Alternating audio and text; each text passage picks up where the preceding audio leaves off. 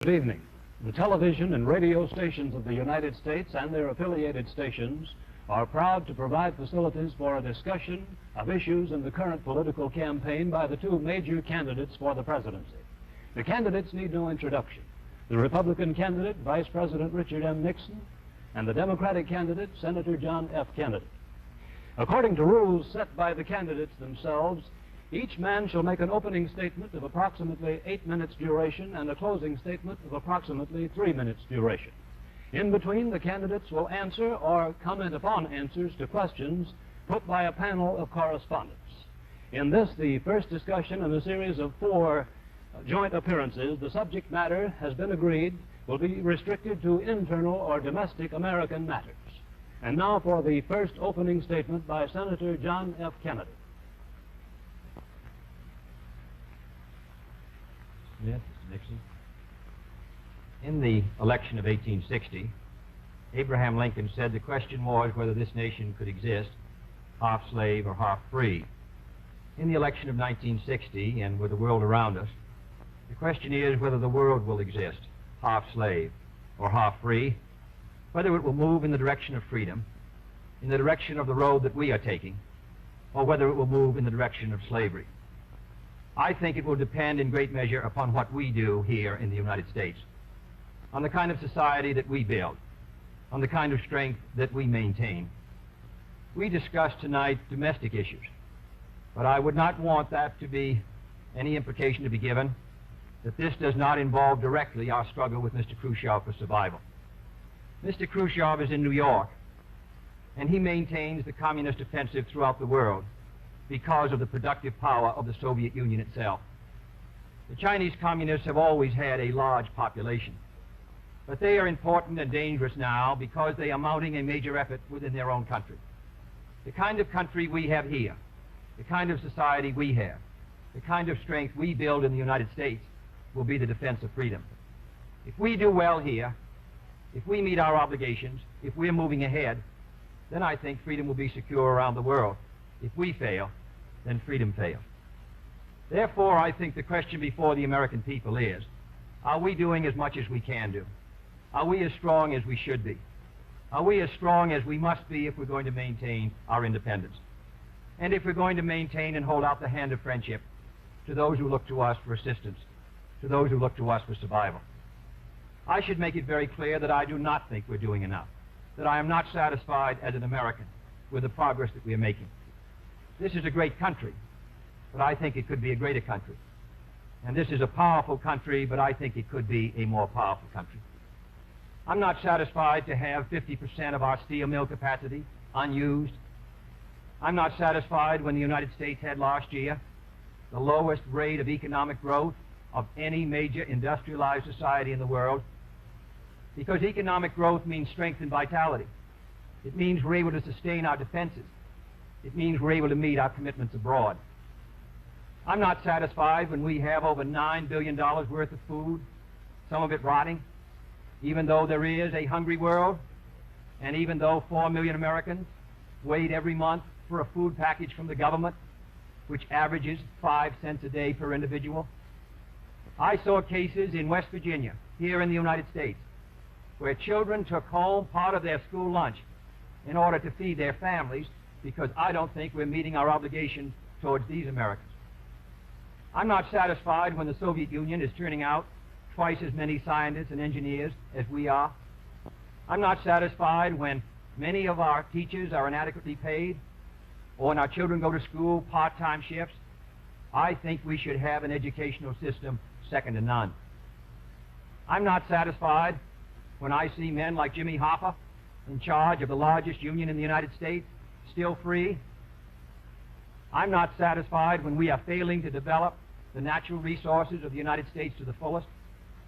Here in the United States, which developed the Tennessee Valley and which built the Grand Coulee and the other dams in the northwest United States, at the present rate of hydropower production, and that is the hallmark of an industrialized society, the Soviet Union by 1975 will be producing more power than we are.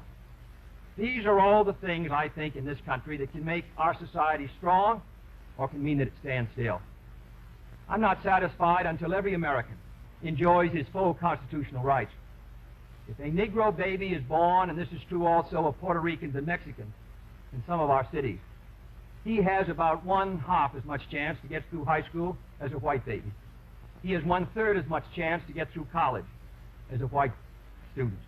He has about 1/3 as much chance to be a professional man, about 1/2 as much chance to own a house. He has about 4 times as much chance that he'll be out of work in his life as the white baby. I think we can do better. I don't want the talents of any American to go to waste. I know that there are those who say that we want to turn everything over to the government. I don't at all. I want the individuals to meet their responsibilities. And I want the states to meet their responsibilities. But I think there is also a national responsibility. The argument has been used against every piece of social legislation in the last 25 years. The people of the United States individually could not have developed the Tennessee Valley. Collectively, they could have. A cotton farmer in Georgia, or a peanut farmer, or a dairy farmer in Wisconsin or Minnesota, he cannot protect himself against the forces of supply and demand in the marketplace, but working together in effective governmental programs, he can do so. 17 million Americans who live over 65 on an average Social Security check of about $78 a month. They're not able to sustain themselves individually, but they can sustain themselves through the Social Security system. I don't believe in big government, but I believe in effective governmental action. And I think that's the only way that the United States is going to maintain its freedom.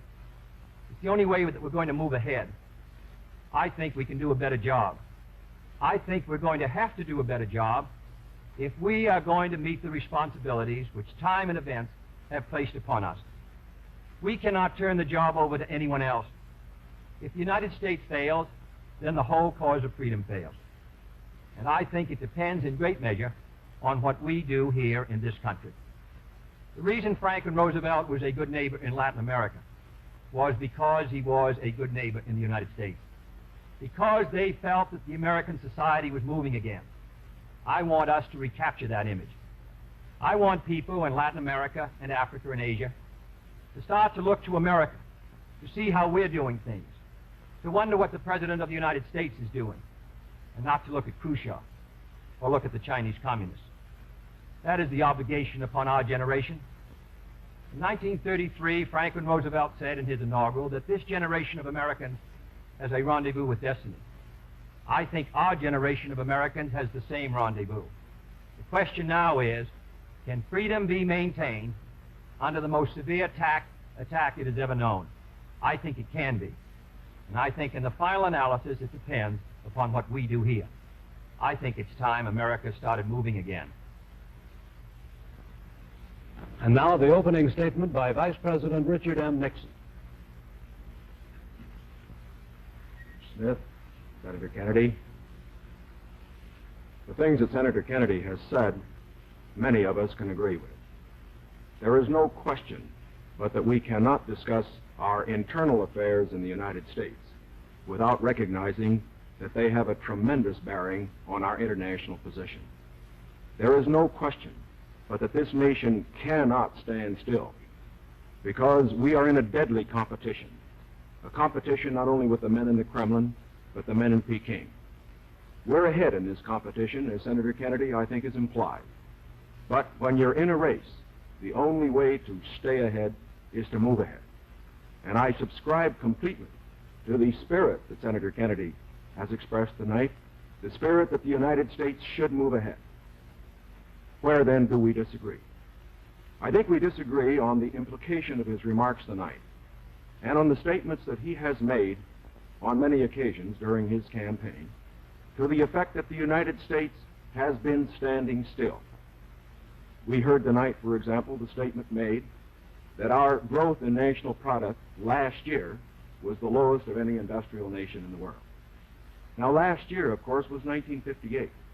That happened to be a recession year.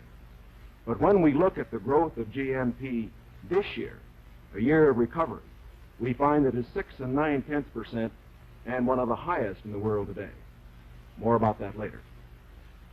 Looking then to this problem of how the United States should move ahead and where the United States is moving, I think it is well that we take the advice of a very famous campaigner. Let's look at the record. Is the United States standing still? Is it true that this administration, as Senator Kennedy has charged, has been an administration of retreat, of defeat, of stagnation? Is it true that, as far as this country is concerned, in the field of electric power, in all of the fields that he has mentioned, we have not been moving ahead? Well, we have a comparison that we can make. We have the record of the Truman administration of 7.5 years and the 7.5 years of the Eisenhower administration. When we compare these two records in the areas that Senator Kennedy has discussed tonight, I think we find that America has been moving ahead. Let's take schools. We have built more schools in these last 7.5 years than we built in the previous 7.5, for that matter, in the previous 20 years. Let's take hydroelectric power. We have developed more hydroelectric power in these 7.5 years than was developed in any previous administration in history. Let us take hospitals. We find that more have been built in this administration than in the previous administration. The same is true of highways. Let's put it in terms that all of us can understand. We often hear gross national product discussed, and in that respect, may I say that when we compare the growth in this administration with that of the previous administration, that then there was a total growth of 11% over 7 years. In this administration, there has been a total growth of 19% over 7 years. That shows that there's been more growth in this administration than in its predecessors. But let's not put it there. Let's put it in terms of the average family. What has happened to you? We find that your wages have gone up 5 times as much in the Eisenhower administration as they did in the Truman administration. What about the prices you pay? We find that the prices you pay went up 5 times as much in the Truman administration as they did in the Eisenhower administration. What's the net result of this? This means that the average family income went up 15% in the Eisenhower years as against 2% in the Truman years. Now, this is not standing still. But, good as this record is, may I emphasize, it isn't enough. A record is never something to stand on. It's something to build on. And in building on this record, I believe that we have the secret for progress. We know the way to progress. And I think, first of all, our own record proves that we know the way. Senator Kennedy has suggested that he believes he knows the way. I respect the sincerity with which he makes that suggestion. But on the other hand, when we look at the various programs that he offers, they do not seem to be new. They seem to be simply retreads of the programs of the Truman administration which preceded it. And I would suggest that during the course of the evening he might indicate those areas in which his programs are new, where they will mean more progress than we had then. What kind of programs are we for? We are for programs that will expand educational opportunities, that will give to all Americans their equal chance for education, for all of the things which are necessary and dear to the hearts of our people. We are for programs, in addition, which will see that our medical care for the aged is much better handled than it is at the present time. Here again, may I indicate that Senator Kennedy and I are not in disagreement as to the aim. We both want to help the old people. We want to see that they do have adequate medical care. The question is the means. I think that the means that I advocate will reach that goal better than the means that he advocates. I could give better examples, but for whatever it is, whether it's in the field of housing or health or medical care or schools or the development of electric power, we have programs which we believe will move America, move her forward and build on the wonderful record that we have made over these past 7.5 years. Now, when we look at these programs, might I suggest that in evaluating them, we often have a tendency to say that the test of a program is how much you're spending. I will concede that in all the areas to which I have referred, Senator Kennedy would have the federal government spend more than I would have it spend. I costed out the cost of the Democratic platform. It runs a minimum of $13.2 billion a year more than we are presently spending to a maximum of $18 billion a year more than we're presently spending. Now, the Republican platform will cost more, too. It will cost a minimum of $4 billion a year more, a maximum of $4.9 billion a year more than we're presently spending. Now, does this mean that his program is better than ours? Not at all. Because it isn't a question of how much the federal government spends. It isn't a question of which government does the most. It's a question of which administration does the right thing. And in our case, I do believe that our programs will stimulate the creative energies of 180 million free Americans. I believe the programs that Senator Kennedy advocates will have a tendency to stifle those creative energies. I believe, in other words, that his programs would lead to the stagnation of the motive power that we need in this country to get progress. The final point that I would like to make is this. Senator Kennedy has suggested in his speeches that we lack compassion for the poor, for the old, and for others that are unfortunate. Let us understand throughout this campaign that his motives and mine are sincere. I know what it means to be poor. I know what it means to see people who are unemployed. I know Senator Kennedy feels as deeply about these problems as I do. But our disagreement is not about the goals for America, but only about the means to reach those goals. Thank you, Mr. Nixon. That completes the opening statements, and now the candidates will answer questions or comment upon one another's answers to questions put by correspondents of the networks. The correspondents. I'm Sander Van Oker, NBC News. I'm Charles Warren, Mutual News. I'm Stuart Novin, CBS News. Bob Fleming, ABC News. The first question to Senator Kennedy from Mr. Fleming. Senator, the Vice President in his campaign has said that you are naive and at times immature. He has raised the question of leadership. On this issue, why do you think people should vote for you rather than the Vice President? Well, the Vice President and I came to the Congress together in 1946. We both served in the Labor Committee. I've been there now for 14 years, the same period of time that he has, so that our experience in government is comparable. Secondly, I think the question is, what are the programs that we advocate? What is the party record that we lead? I come out of the Democratic Party, which in this century has produced Woodrow Wilson and Franklin Roosevelt and Harry Truman, and which supported and sustained these programs which I've discussed tonight. Mr. Nixon comes out of the Republican Party. He was nominated by it. And it is a fact that through most of these last 25 years, the Republican leadership has opposed federal aid for education, medical care for the aged, development of the Tennessee Valley, development of our natural resources. I think Mr. Nixon is an effective leader of his party. I hope he would grant me the same. The question before us is, which point of view and which party do we want to lead the United States? Mr. Nixon, would you like to comment on that statement? I have no comment. The next question, Mr. Novins. Mr. Vice President, your campaign stresses the value of your 8-year experience, and the question arises as to whether that experience was as an observer or as a participant or as an initiator of policy making. Would you tell us, please, specifically what major proposals you have made in the last 8 years that have been adopted by the administration? It would be rather difficult to cover them in 2.5 minutes. I would suggest that these proposals could be mentioned. First, after each of my foreign trips, I have made recommendations that have been adopted. For example, after my first trip abroad, I strongly recommended that we increase our exchange programs, particularly as they related to exchange of persons, of leaders in the labor field and in the information field.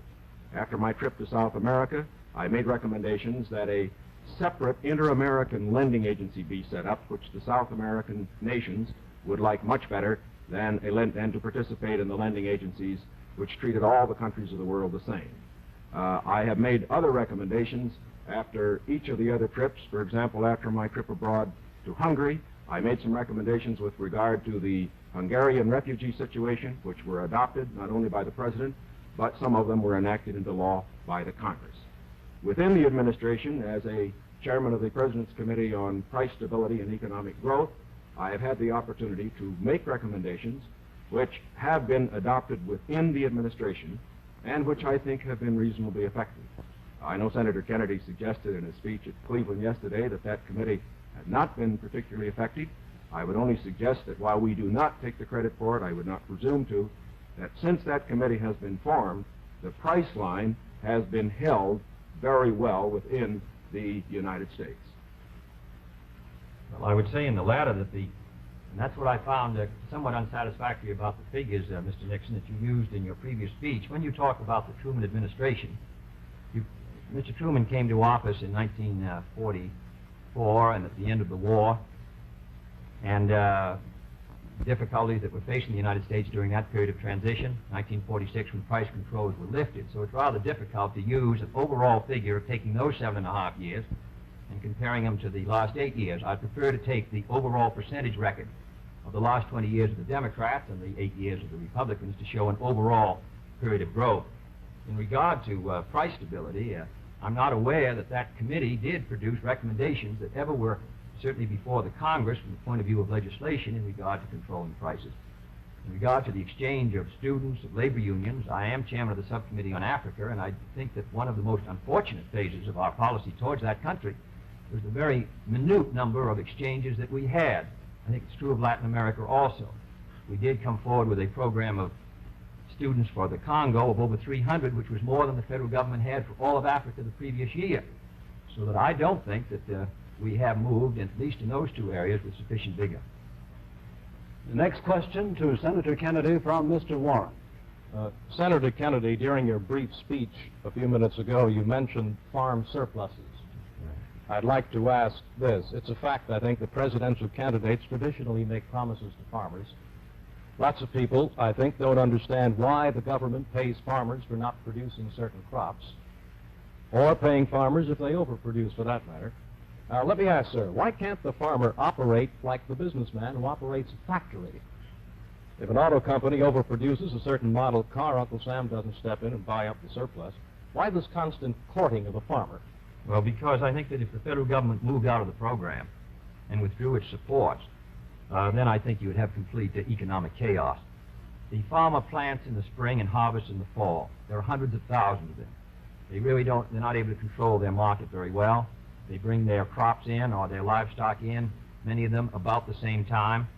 They have only a few purchasers that buy their milk or their hogs, few large companies in many cases, and therefore the farmer is not in a position to bargain very effectively in the marketplace.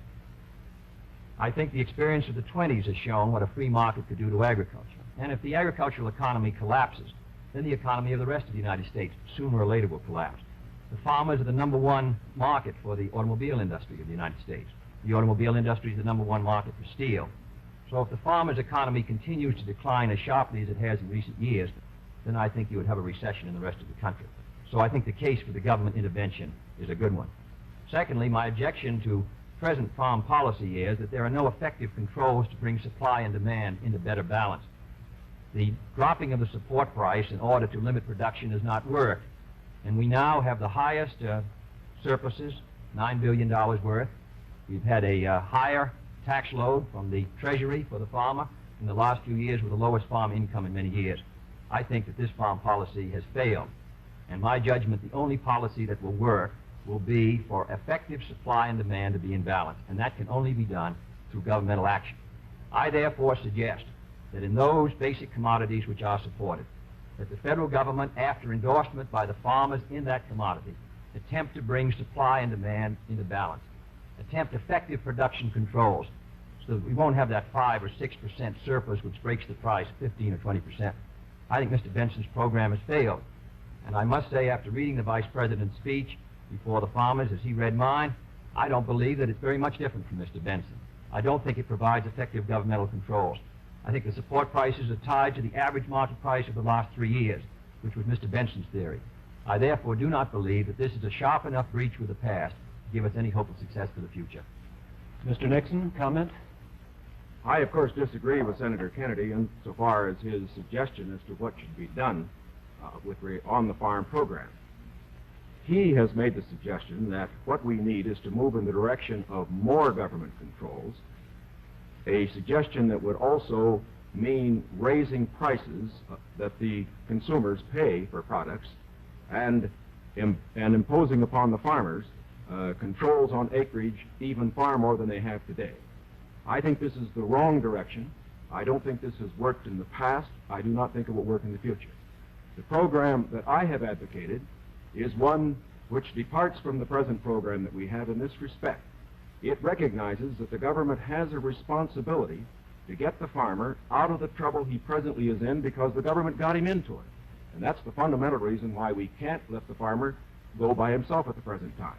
The farmer produced these surpluses because the government asked him to through legislation during the war. Now that we have these surpluses, it's our responsibility to indemnify the farmer during that period that we get rid of the surpluses. Until we get the surpluses off the farmer's back, however, we should have a program, such as I announced, which will see that farm income holds up. But I would propose holding that income up, not through a type of program that Senator Kennedy has suggested that would raise prices, but one that would indemnify the farmer, pay the farmer in kind from the products which are in surplus.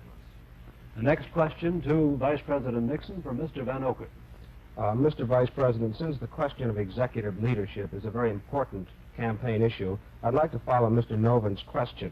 Now, Republican campaign slogans, you see them on signs around the country, as we did last week, say, it's experience that counts. That's over a picture of yourself, sir, implying that you've had more governmental executive decision-making experience than your opponent. Now, in his news conference on August 24th, President Eisenhower was asked to give one example of a major idea of yours that he adopted. His reply was, and I'm quoting, "If you give me a week, I might think of one. I don't remember." Now, that was a month ago, sir, and the President hasn't brought it up since. And I'm wondering, sir, if you can clarify which version is correct, the one put out by Republican campaign leaders or the one put out by President Eisenhower? Well, I would suggest, Mr. Van Oker, that if you know the President, that was probably a facetious remark.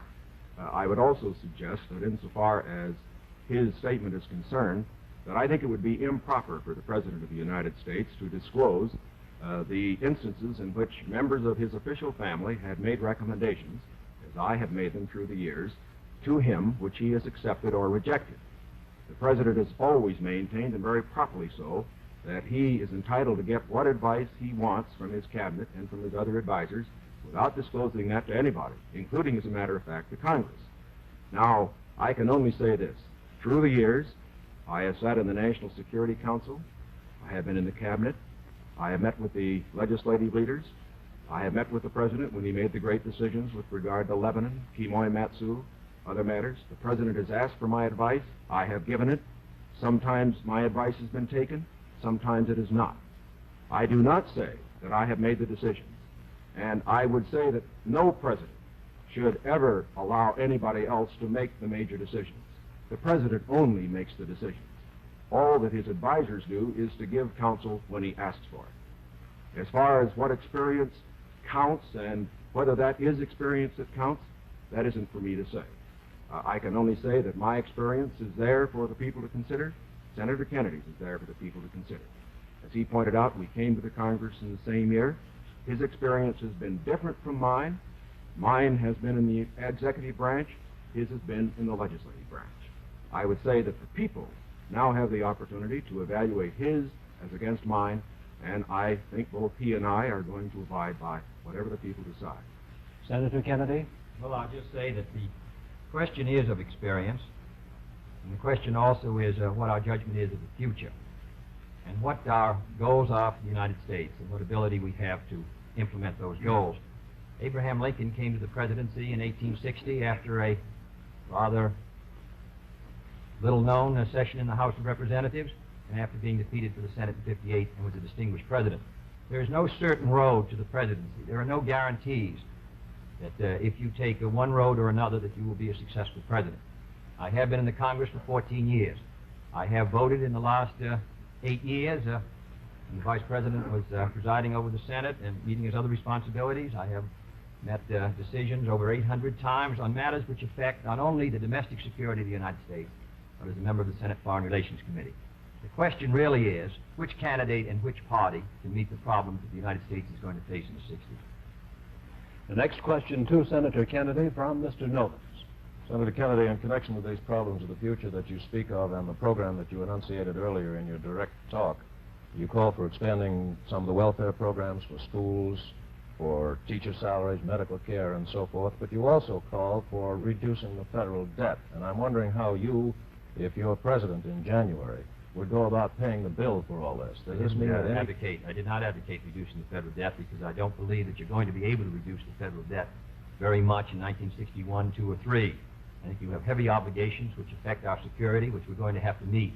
And therefore, I've never suggested we should be able to retire the debt substantially or even at all in 1961 or 2. Senator, I believe in one of your speeches No, you never. suggested that reducing the interest rate would help toward... No, not reducing federal the debt. interest. Reducing the interest rate, in my judgment, the hard money, tight money policy, fiscal policy of this administration has contributed to the slowdown in our economy, which helped bring the recession of 54, which made the recession of 58 rather intense, and which has slowed somewhat our economic activity in 1960. What I have talked about, however, the kind of programs that I talk about, in my judgment, are fiscally sound.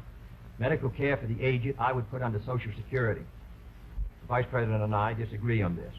The program, the Javits-Nixon or the Nixon-Javits program, would have cost, if fully used, $600 million by the government per year and $600 million by the state. The program which I advocated, which failed by 5 votes in the United States Senate, would have put medical care for the aged in Social Security and would have been paid for through the Social Security system and the Social Security tax. Secondly, I support federal aid to education and federal aid for teachers' salaries. I think that's a good investment. I think we're going to have to do it. And I think to heap the burden further on the property tax, which is already strained in many of our communities, will ensure, in my opinion, that many of our children will not be adequately educated and many of our teachers not adequately compensated. There is no greater return to an economy or to a society than an educational system second to none. On the question of the development of natural resources, I would pay as you go, in the sense that they would be balanced and the power revenues would bring back sufficient money to finance the projects, in the same way as the Tennessee Valley. I believe in the balanced budget, and the only conditions under which I would unbalance the budget would be if there was a grave national emergency or a serious recession. Otherwise, with a steady rate of economic growth, and Mr. Nixon and Mr. Rockefeller in their meeting said a 5% economic growth would bring by 1962 $10 billion extra in tax revenues. Whatever is brought in, I think that we can finance essential programs within a balanced budget if business remains orderly. Yes, I think what Mr. Novin is referring to was not one of Senator Kennedy's speeches, but the Democratic platform, which did mention cutting the national debt. I think, too, that it should be pointed out that, of course, it is not possible, particularly under the proposals that Senator Kennedy has advocated, either to cut the national debt or to reduce taxes. As a matter of fact, it will be necessary to raise taxes. As Senator Kennedy points out, that as far as his one proposal is concerned, the one for medical care for the aged, that would be financed out of Social Security. That, however, is raising taxes for those who pay Social Security. He points out that he would make pay-as-you-go be the basis for our natural resources development. For our natural resources development, which I also support incidentally, however, whenever you appropriate money for one of these projects, you have to pay now and appropriate the money, and while they eventually do pay out, it doesn't mean that the government doesn't have to put out the money this year. And so I would say that in all of these proposals Senator Kennedy has made, they will result in one of two things. Either he has to raise taxes or he has to unbalance the budget. If he unbalances the budget, that means you have inflation, and that will be, of course, a very cruel blow to the very people, the older people that we've been talking about. As far as aid for school construction is concerned, I favor that, as Senator Kennedy did in January of this year, when he said he favored that rather than aid to teacher salaries. I favor that because I believe that's the best way to aid our schools without running any risk whatever of the federal government telling our teachers what to teach. Next question to Vice President Nixon from Mr. Warren. Mr. Vice President, you mentioned schools. It was just yesterday, I think you asked for a crash program to raise education standards. And this evening you talked about advances in education. Mr. Vice President, you said it was back in 1957 that salaries paid to school teachers were nothing short of a national disgrace. Higher salaries for teachers, you added, were important, and if the situation wasn't corrected, it would lead to a national disaster. Yet you refused to vote in the Senate in order to break a tie vote when that single vote, if it had been yes, would have granted salary increases to teachers. I wonder if you could explain that, sir. Awfully glad you got that question, because, as you know, I got into it at the last, and my other question wasn't able to complete the argument. I think that the reason that I voted against having the federal government pay teacher salaries was probably the very reason that concerned Senator Kennedy when in January of this year, in his kickoff press conference, he said that he favored aid for school construction, but at that time did not feel that there should be aid for teacher salaries. At least that's the way I read his remarks. Now, why should there be any question about the federal government aiding teacher salaries? Why did Senator Kennedy take that position then? Why do I take it now? We both took it then, and I take it now for this reason. We want higher teacher salaries. We need higher teacher salaries. But we also want our education to be free of federal control. When the federal government gets the power to pay teachers, inevitably, in my opinion, it will acquire the power to set standards and to tell the teachers what to teach. I think this would be bad for the country. I think it would be bad for the teaching profession. There is another point that should be made. I favor higher salaries for teachers. But as Senator Kennedy said in January of this year in the same press conference, the way that you get higher salaries for teachers is to support school construction, which means that all the local school districts in the various states then have money which is freed to raise the standards for teacher salaries. I should also point out this. Once you put the responsibility on the federal government for paying a portion of teacher salaries, your local communities and your states are not going to meet the responsibility as much as they should. I believe, in other words, that we have seen the local communities in the state assuming more of that responsibility.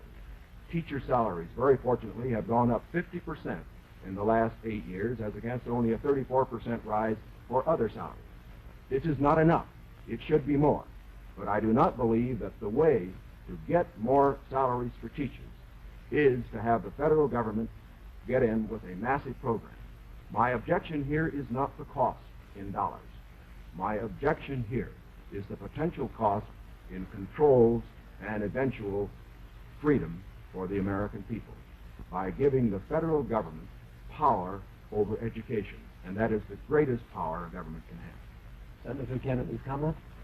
When the Vice President quotes me in January 60, I do not believe the federal government should pay directly teacher salaries, but that was not the issue before the Senate in February. The issue before the Senate was that the money would be given to the state. The state then could determine whether the money would be spent for school construction or teacher salaries. On that question, the Vice President and I disagreed. I voted in favor of that proposal and supported it strongly because I think that that provided assistance to our teachers for their salaries without any chance of federal control. And it is on that vote that Mr. Nixon and I disagreed, and his tie vote defeated. His breaking the tie defeated the proposal. I don't want the federal government paying teacher salaries directly. But if the money will go to the states, and the states can then determine whether it shall go for school construction or for teacher salaries, in my opinion, you protect the local authority over the school board and the school committee. And therefore, I think that was a sound proposal, and that is why I supported it, and I regret that it did not pass. Secondly, there have been statements made that the Democratic platform would cost a good deal of money, and that I'm in favor of unbalancing the budget. That is wholly wrong, wholly in error, and it is a fact that in the last 8 years, the Democratic Congress has reduced the request for the appropriation by over $10 billion. That is not my view, and I think it ought to be stated very clearly on the record. My view is that you can do these programs, and they should be carefully drawn within a balanced budget if our economy is moving ahead. The next question to Senator Kennedy from Mr. Van Oker. Senator, you've been promising the voters that if you are elected president, you'll try and push through Congress bills on medical aid to the aged, a comprehensive minimum hourly wage bill, federal aid to education. Now, in the August post-convention session of the Congress, when you at least held up the possibility you could one day be president, and when you had overwhelming majorities, especially in the Senate, you could not get action on these bills. Now, how do you feel that you'll be able to get them in January if you weren't able to get them in August? If I may take the bills, we did pass in the Senate a bill to provide a $1.25 minimum wage. It failed because the House did not pass it, and the House failed by 11 votes.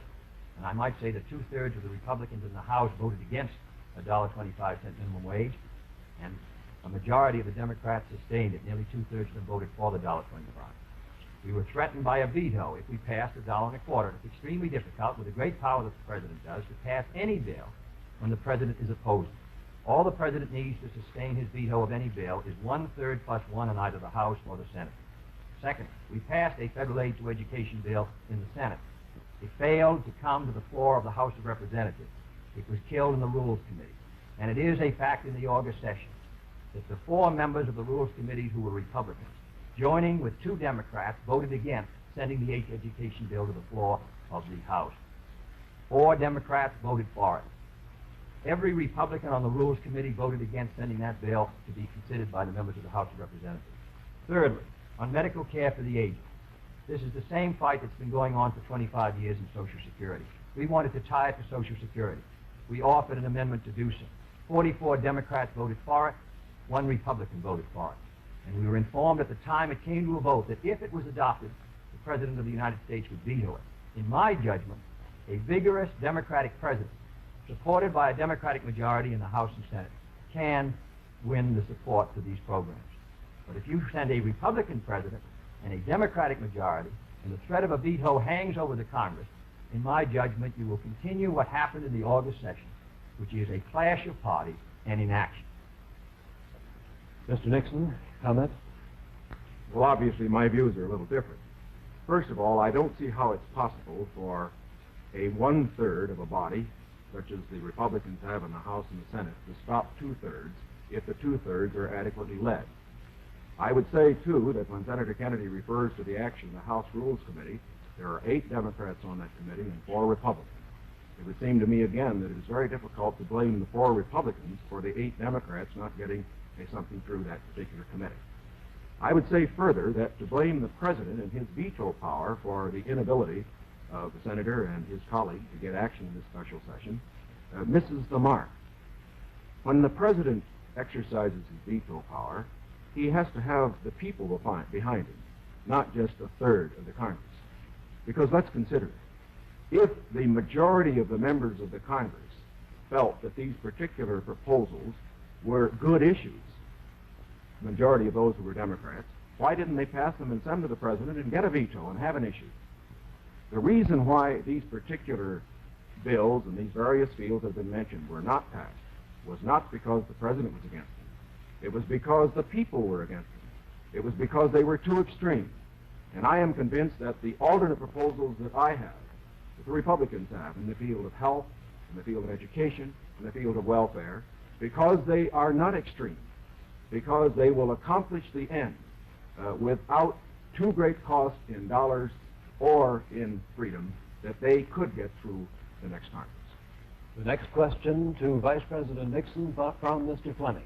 Mr. Vice President, do I take it then you believe that you could work better with Democratic majorities in the House and Senate, and Senator Kennedy could work with Democratic majorities in the House and Senate? I would say this, that we, of course, expect to pick up some seats in both in the House and the Senate. We would hope to control the House, to get a majority in the House in this election. We cannot, of course, control the Senate. I would say that a president will be able to lead. A president will be able to get his program through to the effect that he has the support of the country, the support of the people. Sometimes we get the opinion that in getting programs through the House or the Senate, it's purely a question of legislative finagling and all that sort of thing. It isn't really that. Whenever a majority of the people are for a program, the House and the Senate responds to it. And whether this House and Senate in the next session is Democratic or Republican, if the country will have voted for the candidate for the presidency and for the proposals that he has made, I believe that you will find that the president, if it were a Republican, as it would be in my case, would be able to get his program through that Congress. Now, I also say that as far as Senator Kennedy's proposals are concerned, that, again, the question is not simply one of a presidential veto stopping program. You must always remember that a president can't stop anything unless he has the people behind him. And the reason President Eisenhower's vetoes have been sustained, the reason the Congress does not send up bills to him which they think will be vetoed, is because the people and the Congress, the majority of them, know the country is behind the president. Senator Kennedy? Well, now let's look at these bills that the Vice President suggests were too extreme. One was a bill for $1.25 an hour for anyone who works in a store or a company that has $1 million a year business. I don't think that's extreme at all. and yet nearly 2/3 to 3/4 of the Republicans in the House of Representatives voted against that proposal. Secondly was the federal aid to education bill. It was a very, because of the defeat of teacher salaries, it was not a bill that met, in my opinion, the need. The fact of the matter is, it was a bill that was less than you recommended, Mr. Nixon, this morning in your proposal. It was not an extreme bill, and yet we could not get one Republican to join. At least, I think, 4 of the 8 Democrats voted to send it to the floor of the House, not one Republican, and they joined with those Democrats who were opposed to it. I don't say the Democrats are united in their support of the program, but I do say a majority are, and I say a majority of the Republicans are opposed to it. The third is medical care for the aged, which is tied to Social Security, which is financed out of Social Security funds. Does not put a deficit on the Treasury. The proposal advanced by you and by Mr. Javits would have cost $600 million. Mr. Rockefeller rejected it in New York, said he didn't agree with the financing at all, said it ought to be on Social Security. So these are 3 programs which are quite moderate. I think it shows the difference between the 2 parties. One party is ready to move in these programs, the other party gives them lip service. Mr. Warren's question for Senator Kennedy. Senator Kennedy, on another subject, communism is so often described as an ideology or a belief that exists somewhere other than in the United States. Let me ask you, sir, just how serious a threat to our national security are these communist subversive activities in the United States today? Well, I think they're serious. I think it's a matter that we should continue to give great care and attention to. We should support the laws which the United States has passed in order to protect us from those who would destroy us from within. We should sustain the Department of Justice in its efforts and the FBI, and we should be continually alert. I think if the United States is maintaining a strong society here in the United States, I think that we can meet any internal threat. The major threat is external and will continue. Mr. Nixon, comment? I agree with Senator Kennedy's appraisal generally in this respect. The question of communism within the United States has been one that has worried us in the past. It is one that will continue to be a problem for years to come. We have to remember that the Cold War that Mr. Khrushchev is waging and his colleagues are waging is waged all over the world, and it's waged right here in the United States. That's why we have to continue to be alert. It is also essential in being alert that we be fair. Fair because by being fair, we uphold the very freedoms that the communists would destroy. We uphold the standards of conduct which they would never follow. And in this connection, I think that we must look to the future, having in mind the fact that we fight communism at home, not only by our laws to deal with communists, the few who do become communists and the few who do become fellow travelers, but we also fight communism at home by moving against those various injustices which exist in our society, which the communists feed upon. And in that connection, I again would say, while Senator Kennedy says we are for the status quo, I do believe that he would agree that I am just as sincere in believing that my proposals for federal aid to education, my proposals for health care, are just as sincerely held as his. The question, again, is not one of goals. We're for those goals. It's one of means. Mr. Van Oker's question for Vice President Nixon. Mr. Vice President, in one of your earlier statements, you said, we moved ahead, we built more schools, we built more hospitals. Now, sir, isn't it true that the building of more schools is a local matter for financing? Were you claiming that the Eisenhower administration was responsible for the building of these schools, or is it the local school districts that provide for it? Not at all. As a matter of fact, your question brings out a point that I'm very glad to make. Too often, in appraising whether we are moving ahead or not, we think only of what the federal government is doing. Now, that isn't the test of whether America moves. The test of whether America moves is whether the federal government, plus the state government, plus the local government, plus the biggest segment of all, individual enterprise, moves. We have, for example, a gross national product of approximately $500 billion. Roughly $100 billion to $125 billion of that is the result of government activity. $400 billion, approximately, is a result of what individuals do. Now, the reason the Eisenhower administration has moved, the reason that we've had the funds, for example, locally, to build the schools and the hospitals and the highways, to make the progress that we have, is because this administration has encouraged individual enterprise. And it has resulted in the greatest expansion of the private sector of the economy that has ever been witnessed in an 8-year period. And that is growth. That is the growth that we are looking for. It is the growth that this administration has supported and that its policies have stimulated.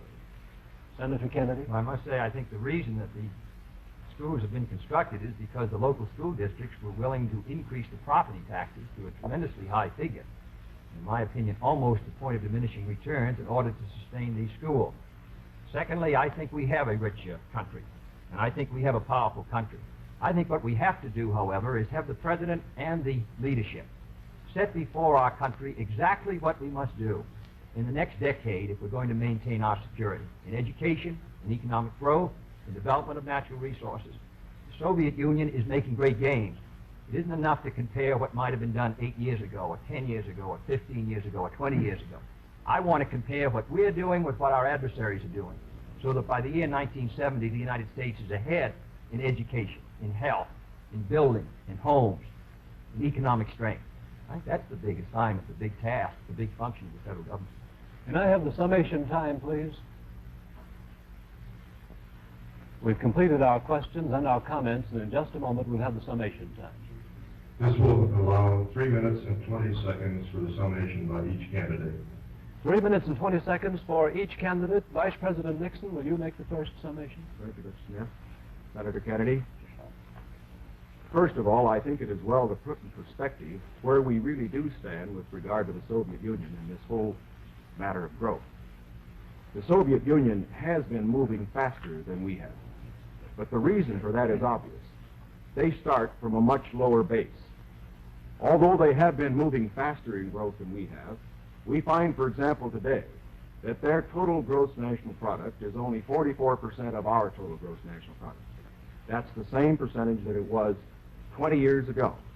And as far as the absolute gap is concerned, we find that the United States is even further ahead than it was 20 years ago. Is this any reason for complacency? Not at all. Because these are determined men. They are fanatical men. And we have to get the very most out of our economy. I agree with Senator Kennedy completely on that score. Where we disagree is in the means that we would use to get the most out of our economy. I respectfully submit that Senator Kennedy too often would rely too much on the federal government, on what it would do to solve our problems, to stimulate growth. I believe that when we examine the Democratic platform, when we examine the proposals that he has discussed tonight, when we compare them with the proposals that I have made, that these proposals that he makes would not result in greater growth for this country than would be the case if we followed the programs that I had advocated. There are many of the points that he has made that I would like to comment upon. The one in the field of health is worth mentioning. Our health program, the one that Senator Javits and other Republican senators as well as I supported, is one that provides for all people over 65 who want health insurance the opportunity to have it if they want it. It provides a choice of having either government insurance or private insurance. But it compels nobody to have insurance who does not want it. His program under Social Security would require everybody who had Social Security to take government health insurance whether he wanted it or not. And it would not cover several million people who are not covered by Social Security at all. Here is one place where I think that our program does a better job than his. The other point that I would make is this. This downgrading of how much things cost, I think many of our people will understand better when they look at what happened during the Truman administration when the government was spending more than it took in. We found savings over a lifetime eaten up by inflation. We found the people who could least afford it, people on retired incomes, people on fixed incomes, we found them unable to meet their bills at the end of the month. It is essential that a man who's president of this country certainly stand for every program that will mean for growth. And I stand for programs that will mean growth and progress. But it is also essential that he not allow a dollar spent that could be better spent by the people themselves. Senator Kennedy, your conclusion? The point was made by Mr. Nixon that the Soviet production is only 44% of ours. I must say that 44% in that Soviet country is causing us a good deal of trouble tonight. I want to make sure that it stays in that relationship. I don't want to see the day when it's 60% of ours and 70 and 75 and 80 and 90% of ours, with all the force and power that it could bring to bear in order to cause our destruction. Secondly, the Vice President mentioned medical care for the aged. Our program was an amendment to the Kerr bill. The Kerr bill provided assistance to all those who were not on Social Security. I think it's a very clear contrast. In 1935, when the Social Security Act was written, 94 out of 95 Republicans voted against it. Mr. Landon ran in 1936 to repeal it. In August of 1960, when we tried to get it again, but this time for medical care, we received the support of one Republican in the Senate on this occasion. Thirdly, I think the question before the American people is, as they look at this country and as they look at the world around them, the goals are the same for all Americans. The means are at question. The means are at issue. If you feel that everything that is being done now is satisfactory, that the relative power and prestige and strength of the United States is increasing in relation to that of the communists, that we are gaining more security, that we are achieving everything as a nation that we should achieve, that we're achieving a better life for our citizens and greater strength, then I agree. I think you should vote for Mr. Nixon.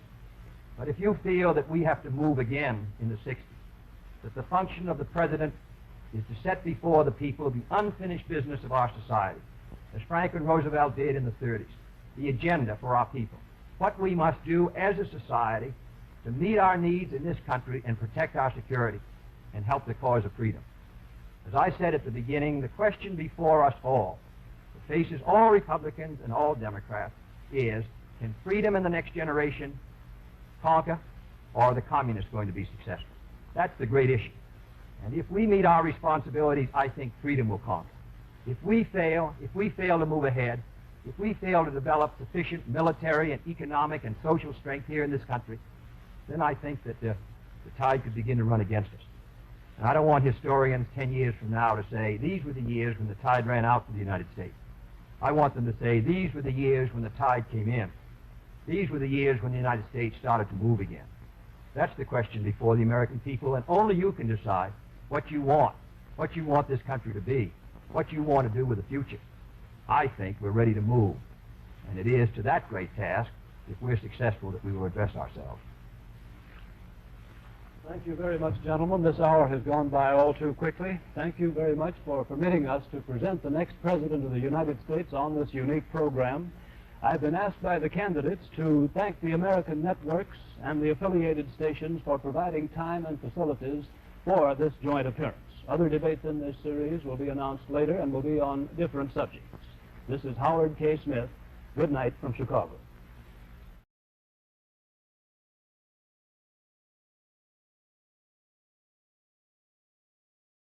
This is Frank McGee, NBC News in Washington. This is the second in a series of programs unmatched in history. Never have so many people seen the major candidate for President of the United States at the same time. And never, until this series, have Americans seen the candidates in face-to-face exchange. Tonight, the candidates have agreed to devote the full hour to answering questions on any issue of the campaign.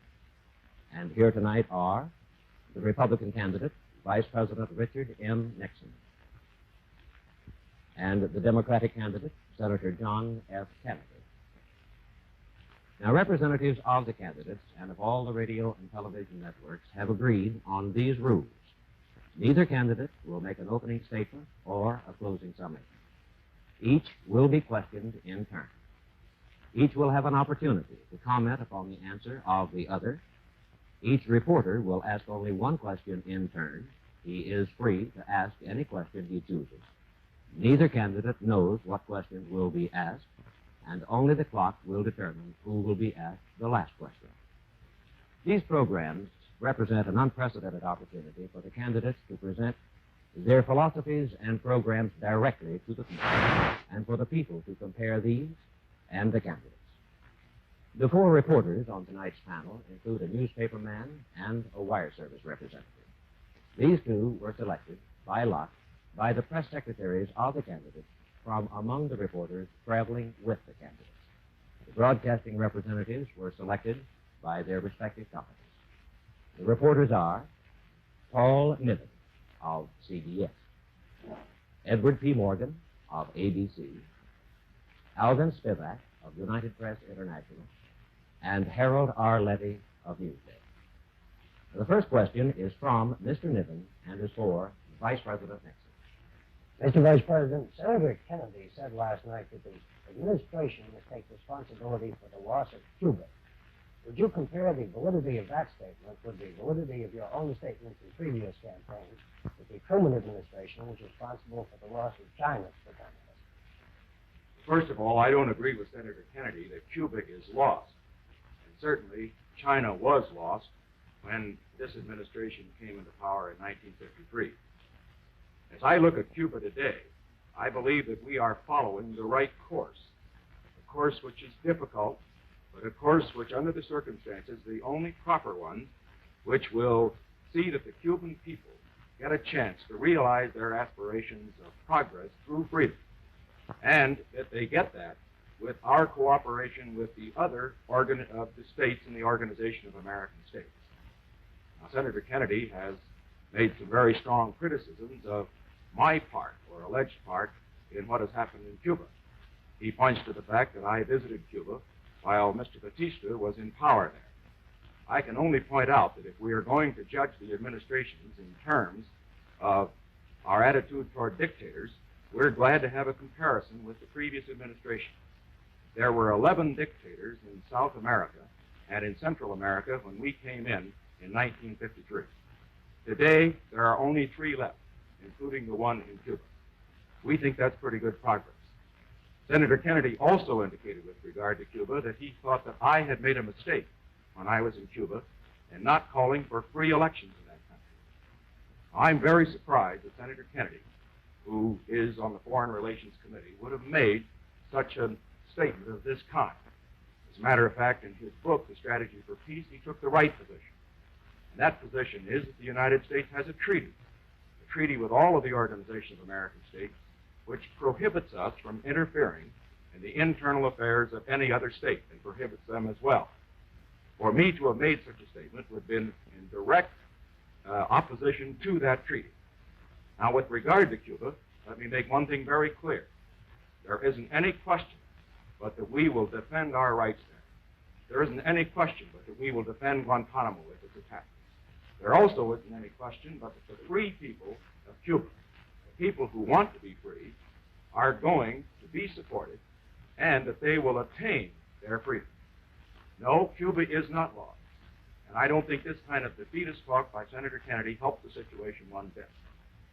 Senator Kennedy, would you care to comment? In the first place, I never suggested that Cuba was lost except for the president. In my speech last night, I indicated that I thought that Cuba one day again would be free. Where I've been critical of the administration's policy, and where I criticized Mr. Nixon, was because in his press conference in Havana in 1955, he praised the competence and stability of the Batista dictatorship. That dictatorship had killed over 20,000 Cubans in 7 years. Secondly, I did not criticize him for not calling for free elections. What I criticized was the failure of the administration to use its great influence to persuade the Cuban government to hold free elections, particularly in 1957 and 1958. Thirdly, Arthur Gardner, a Republican ambassador, Earl Smith, a Republican ambassador in succession, both have indicated in the past 6 weeks that they reported to Washington that Castro was a Marxist, that Raul Castro was a communist, and that they got no effective result. Instead, our aid continued to Batista, which was ineffective. We never were on the side of freedom. We never used our influence when we could have used it most effectively. And today, Cuba is lost to freedom. I hope someday it will rise. But I don't think it will rise if we continue the same policies towards Cuba that we did in recent years, and in fact towards all of Latin America, when we've almost ignored the needs of Latin America. There's been not a single Voice of America program in Spanish to all of Latin America in the last 8 years, except for the 3 months of the Hungarian Revolution. Mr. Morgan with a question for Senator Kennedy. Senator, last May in Oregon, you discussed the possibilities of sending apologies or regrets to Khrushchev over the U-2 incident. Do you think now that that would have done any good? Did you think so then? Mr. Morgan, I suggested that if the United States felt that it could save the the summit conference that it would have been proper for us to have expressed regret. In my judgment, that statement has been distorted by Mr. Nixon and others in their debates around the country and in their discussions. Mr. Lodge on Meet the Press a month ago said if there was ever a case when we did not have law on our side, it was in the U-2 incident. The U-2 flights were proper from the point of view of protecting our security, but they were not in accordance with international law. And I said that I felt that rather than tell the lie which we told, rather than indicate that the flights would continue, in fact, I believe Mr. Nixon himself said on May 15th that the flights would continue, even though Mr. Herter testified before the Senate Foreign Relations Committee that they had been canceled as of May 12th. But it would have been far better if we had expressed regret if that would have stayed the summit, and if the summit is useful, and I believe it is. The point that is always left out is the fact that we expressed regrets to Castro this winter, that we expressed regrets to the Eisenhower administration, expressed regrets for a flight over southern Russia in 1958. We expressed regrets for a flight over eastern Germany under this administration. The Soviet Union in 1955 expressed regrets to us over the Bering Sea incident. The Chinese communists expressed regrets to us over a plane incident in 1956. That is the accepted procedure between nations. And my judgment is that we should follow the advice of Theodore Roosevelt. Be strong, maintain a strong position, but also speak softly. I believe that in those cases where international custom calls for the expression of a regret, if that would have kept the summit going, in my judgment, it was a proper action. It's not appeasement. It's not soft. I believe we should be stronger than we now are. I believe we should have a stronger military force. I believe we should increase our strength all over the world. But I don't confuse words with strength. In my judgment, if the summit was useful, it would have brought us closer to peace. But rather than the lie that we told, which has been criticized by all responsible people afterwards, it would have been far better for us to follow the common diplomatic procedure of expressing regret and then try to move on. Mr. Vice President. I think Senator Kennedy is wrong on 3 counts. First of all, he's wrong in thinking or even suggesting that Mr. Khrushchev might have continued the conference if we had expressed regrets. He knew these fights were going on long before, and that wasn't the reason that he broke up the conference. Second, he's wrong in the analogies that he makes. The United States is a strong country. Whenever we do anything that's wrong, we can express regret. But when the President of the United States is doing something that's right, something that is for the purpose of defending the security of this country against surprise attack, he can never express regrets or apologize to anybody, including Mr. Khrushchev. Now, in that connection, Senator Kennedy has criticized the President on the ground not only of not expressing regrets, but because he allowed this flight to take place while the summit conference, or immediately before the summit conference occurred. This seems to me is criticism that, again, is wrong on his part. We all remember Pearl Harbor. We lost 3,000 American lives. We cannot afford an intelligence gap. And I just want to make my position absolutely clear with regard to getting intelligence information. I don't intend to see to it that the United States is ever in a position where, while we're negotiating with the Soviet Union, that we discontinue our intelligence efforts. And I don't intend ever to express regrets to Mr. Khrushchev or anybody else if I am doing something that has the support of the Congress and that is right for the purpose of protecting the security of the United States. Mr. Spivak with a question for Vice President Nixon. Mr. Vice President, you have accused Senator Kennedy of avoiding the civil rights issue when he has been in the South, and he has accused you of the same thing. With both North and South listening and watching, would you sum up your own intentions in the field of civil rights if you become president? My intentions in the field of civil rights have been spelled out in the Republican platform. I think we have to make progress first in the field of employment, and there we would give statutory authority to the Committee on Government Contracts, which is an effective way of getting real progress made in this area, since about 1 out of every 4 jobs is held by and is allotted by people who have government contracts. Certainly, I think all of us agree that when anybody has a government contract, certainly the money that is spent under that contract ought to be dispersed equally without regard to the race or creed or color of the individual who is to be employed. Second, in the field of schools, we believe that there should be provisions whereby the federal government would give assistance to those districts who do want to integrate their schools. That, of course, was rejected, as was the government contracts provision by the special session of the Congress, in which Mr. Kennedy was quite active. And then, as far as other areas are concerned, I think that we have to look to presidential leadership. Now, when I speak of presidential leadership, I refer, for example, in our attitude on the sit-in strikes. Here, we have a situation which causes all of us concern. It causes us concern because of the denial of the rights of people to the equality which we think belongs to everybody. I have talked to Negro mothers. I've heard them try to explain how they tell their children how they can go into a store and buy a loaf of bread, but then can't go into that store and sit at the counter and get a Coca-Cola. This is wrong, and we have to do something about it. So under the circumstances, what do we do? Well, what we do is what the Attorney General of the United States did under the direction of the President. Call in the owners of chain stores and get them to take action. Now, there are other places where the executive can lead, but let me just sum up by saying this. Why do I talk every time I'm in the South on civil rights? Not because I'm preaching to the people of the South, because this isn't just a Southern problem, it's a Northern problem and a Western problem. It's a problem for all of us. I do it because it's the responsibility of leadership. I do it because we have to solve this problem together. I do it right at this time, particularly because when we have Khrushchev in this country, a man who has enslaved millions, a man who has slaughtered thousands, we cannot continue to have a situation where he can point the finger at the United States of America and say that we are denying rights to our citizens. And so I say both the candidates and both the vice presidential candidates, I would hope as well, including Senator Johnson, should talk on this issue at every opportunity. Senator Kennedy. Well, Mr. Nixon hasn't discussed the two basic questions. What is going to be done and what will be his policy on implementing the Supreme Court decision of 1954? Giving aid to schools technically that are trying to carry out the decision is not the great question. Secondly, what's he going to do to provide fair employment? He's been the head of the Committee on Government Contracts. He's carried out 2 cases, both in the District of Columbia.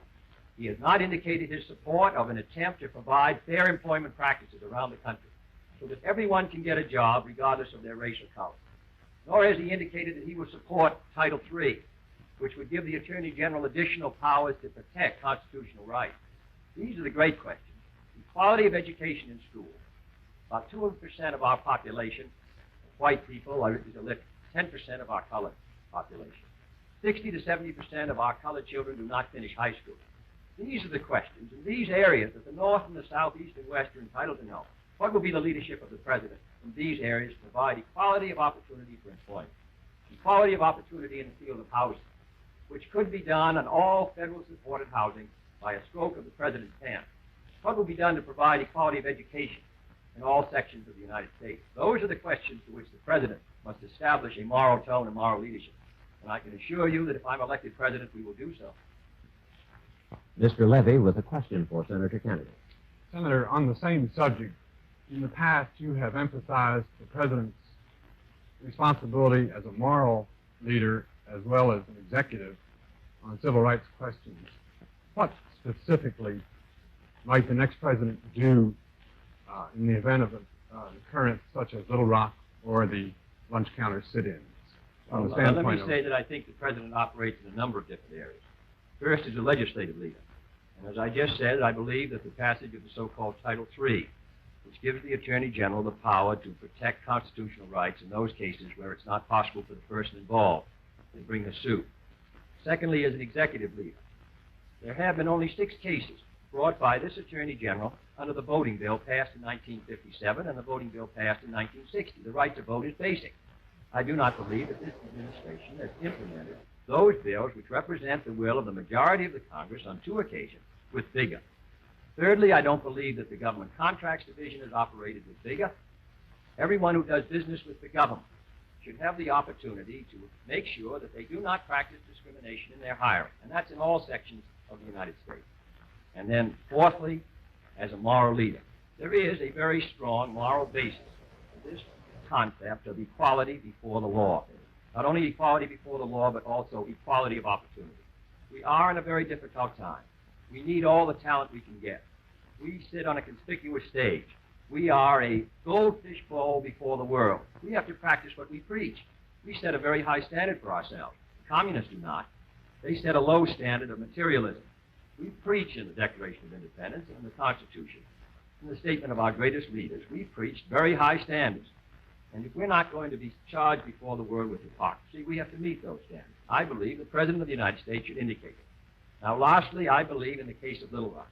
I would have hoped that the President of the United States would have been possible for him to indicate it clearly that the Supreme Court decision was going to be carried out. I would have hoped it had been possible to use marshals to do so. But it would, evidently, under the handling of the case, it was not. I would hope an incident like that would not happen.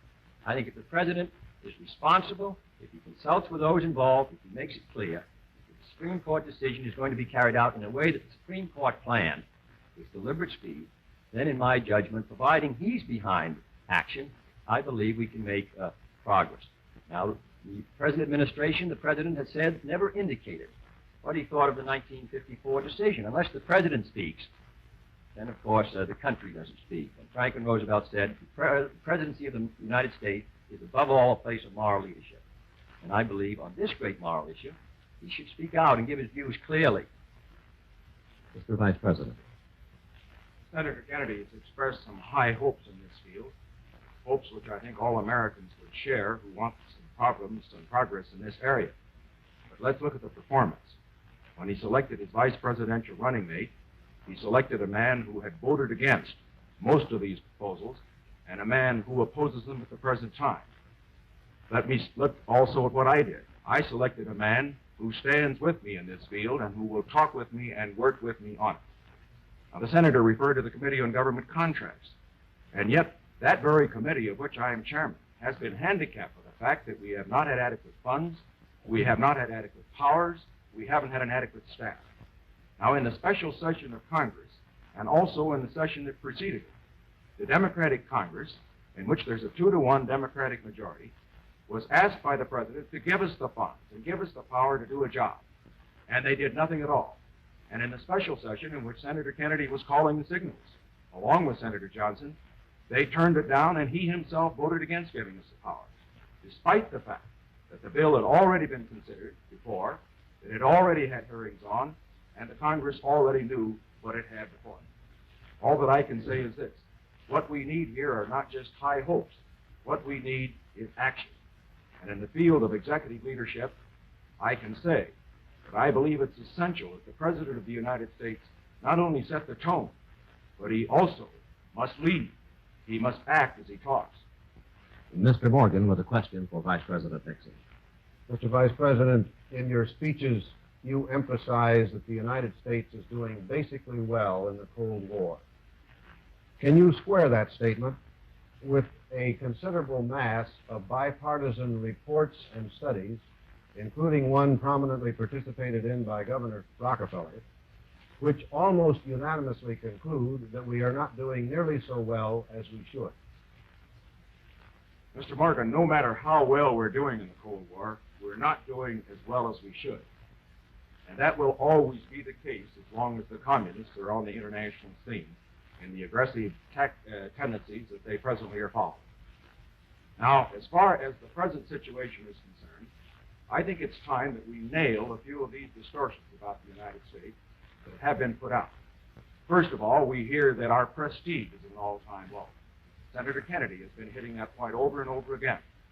I would just suggest that after Premier Khrushchev's performance in the United Nations, compared with President Eisenhower's eloquent speech, that at the present time, communist prestige in the world is at an all-time low, and American prestige is at an all-time high. Now, that, of course, is just one factor, but it's a significant one. When we look, for example, at the vote in the Congo, we were on one side, they were on the other side. What happened? There were 70 votes for our position and none for theirs. Look at the votes in the United Nations over the past 7.5 years. That's a test of prestige. Every time the United States has been on one side and they've been on the other side, our position has been sustained. Now, looking to what we ought to do in the future. In this Cold War, we have to recognize where it is being fought, and then we have to develop programs to deal with it. It's being fought primarily in Asia, in Africa, and in Latin America. What do we need? What tools do we need to fight? Well, we need, for example, economic assistance. We need technical assistance. We need exchange. We need programs of diplomatic and other character which will be effective in that area. Now, Senator Kennedy a moment ago referred to the fact that there was not an adequate Voice of America program for Latin America. I'd like to point out that in the last 6 years, the Democratic Congresses, of which he's been a member, have cut $20 million off of the Voice of America program. They also have cut $4 billion off of Mutual Security in these last 6 years. They also have cut $2 billion off of defense. Now, when they talk about our record here, it is well that they recognize that they have to stand up for their record as well. So let me summarize by saying this. I'm not satisfied with what we're doing in the Cold War because I believe we have to step up our activities and launch an offensive for the minds and hearts and souls of men. It must be economic, it must be technological, above all, it must be ideological. But we've got to get help from the Congress in order to do this. Of course, Mr. Nixon is wholly inaccurate when he says that the Congress has not provided more funds, in fact, than the President recommended for national defense. In 1953, we tried to put an appropriation of $5 billion for our defenses. I was responsible for the amendment with Senator Monroney in 1954 to strengthen our ground force. The Congress of the United States appropriated $677 million more than the President was willing to use up till a week ago. Secondly, on the question of our position in the United Nations, we all know about the vote held this week of the 5 nucleus, and it was generally regarded as a defeat for the United States. Thirdly, in 1952, there were only 7 votes in favor of the admission of Red China into the United Nations. Last year, there were 29. And tomorrow, when the preliminary vote is held, you will see a strengthening of that position, or very closely to it. We have not maintained our position and our prestige. A Gallup poll taken in February of this year, asking in 8 out of 9 countries, they asked the people, who do they think would be ahead by 1970, militarily and scientifically? And a majority in 8 of the 9 countries said the Soviet Union would by 1970. Governor Rockefeller has been far more critical in June of our position in the world than I have been. The Rockefeller Brothers report, General Ridgway, General Gavin, the Gaither report, various reports of congressional committees all indicate that the relative strength of the United States, both militarily, politically, psychologically, and scientifically, and industrially, the relative strength of the United States compared to that of the Soviet Union and the Chinese Communists together has deteriorated in the last 8 years, and we should know it, and the American people should be told the facts. Mr. Spivak with a question for Senator Kennedy. Senator, following this up, how would you go about increasing the prestige they were losing? And could the programs you've devised to do so be accomplished without absolutely wrecking our economies? Yes, we have been wholly indifferent to Latin America until the last few months. The program that was put forward this summer, after we broke off the sugar quota with Cuba, really was done because we wanted to get through the OAS meeting a condemnation of Russian infiltration of Cuba. And therefore, we passed an authorization, not an aid bill, which was the first time really since the Inter-American Bank, which was founded a year ago, was developed, that we really have looked at the needs of Latin America, that we've associated ourselves with those people. Secondly, I believe that that it's far better for the United States, instead of concentrating our aid, particularly in the underdeveloped world, on surplus military equipment. We poured $300 million of surplus military equipment into Laos. We paid more military aid, more aid into Laos per person than in any country in the world.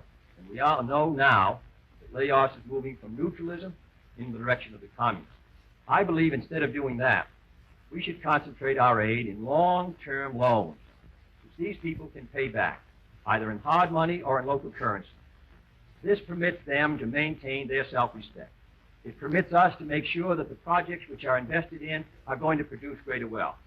And I believe that in cases of India and Africa and Latin America, this is where our emphasis should be. I would strengthen the Development Loan Fund. Senator Fulbright, Senator Humphrey, and I tried to do that.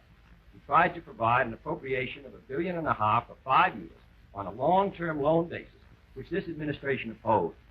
And unless we're ready to carry out programs like that in the 60s, this battle for economic survival, which these people are waging, are going to be lost. And if India should lose her battle, with 35% of the people of the underdeveloped world within her borders, then I believe that the balance of power could move against us. I think the United States can afford to do these things. I think that we could not afford not to do these things. This goes to our survival. And here in a country which, if it is moving ahead, if it's developing its economy to the fullest, which we are not now, in my judgment, we'll have the resources to meet our military commitments and also our commitments overseas. I believe it's essential that we do it, because in the next 10 years, the balance of power is going to begin to move in the world in one direction or another, towards us or towards the communists. unless we begin to identify ourselves not only with the anti-communist fight, but also with the fight against poverty and hunger, these people are going to begin to turn to the communists as an example. I believe we can do it. If we build our economy the way we should, we can afford to do these things, and we must do it. Mr. Vice President. Senator Kennedy has put a great deal of stress on the necessity for economic assistance. This is important, but it's also tremendously important to bear in mind that when you pour in money without pouring in technical assistance as well, that you have a disastrous situation. We need to step up exchange, we need to step up technical assistance so that trained people in these newly developing countries can operate the economies. We also have to have in mind something else with regard to this whole situation in the world. And that is that as America moves forward, we not only must think in terms of fighting communism, but we must also think primarily in terms of the interests of these countries. We must associate ourselves with their aspirations. We must let them know that the great American ideals of independence, of the right of people to be free, or the right to progress, that these are ideals that belong not to ourselves alone, but they belong to everybody. This we must get across to the world. And we can't do it unless we do have adequate funds for example, information, which has been cut to the Congress, adequate funds for technical assistance. The other point that I would make with regard to economic assistance and technical assistance is that the United States must not rest its case here alone. This is primarily an ideological battle, a battle for the minds and the hearts and the souls of men. We must not meet the communists purely in the field of gross atheistic materialism. We must stand for our ideas. Mr. Levy with a question for Vice President. Mr. Vice President, the Labor Department today added 5 more major industrial centers to the list of areas with substantial unemployment. You said in New York this week that as President you would use the full powers of the government, if necessary, to combat unemployment. Specifically, what measures would you advocate and at what point? Unemployment, we first must concentrate on the very areas to which you refer, the so-called depressed areas.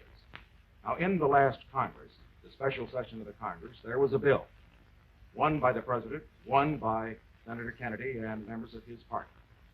Now, the bill that the President had submitted would have provided more aid for those areas that really need it, areas like Scranton and Wilkes-Barre and the areas of West Virginia, than the ones that Senator Kennedy was supporting. On the other hand, we found that the bill got into the legislative difficulties, and consequently no action was taken. So point one, at the highest priority, we must get a bill for depressed areas through the next Congress. I have made recommendations on that, and I have discussed them previously, and I will spell them out further in the campaign. Second, as we consider this problem of unemployment, we have to realize where it is. In analyzing the figures, we will find that our unemployment exists among the older citizens. It exists also among those who are inadequately trained. That is, those who do not have an adequate opportunity for education. It also exists among minority groups. If we're going to combat unemployment, then, we have to do a better job in these areas. That's why I have a program for education, a program in the case of equal job opportunities, and one that would also deal with our older citizens. Now, finally, with regard to the whole problem of combating recession, as you call it, we must use the full resources of the government in these respects. One, we must see to it that credit is expanded as we go into any recessionary period. And understand, I do not believe we're going into a recession. I believe this economy is sound and that we're going to move up. But second, in addition to that, if we do get into a recessionary period, we should move on that part of the economy which is represented by the private sector. And I mean stimulate that part of the economy that can create jobs, the private sector of the economy.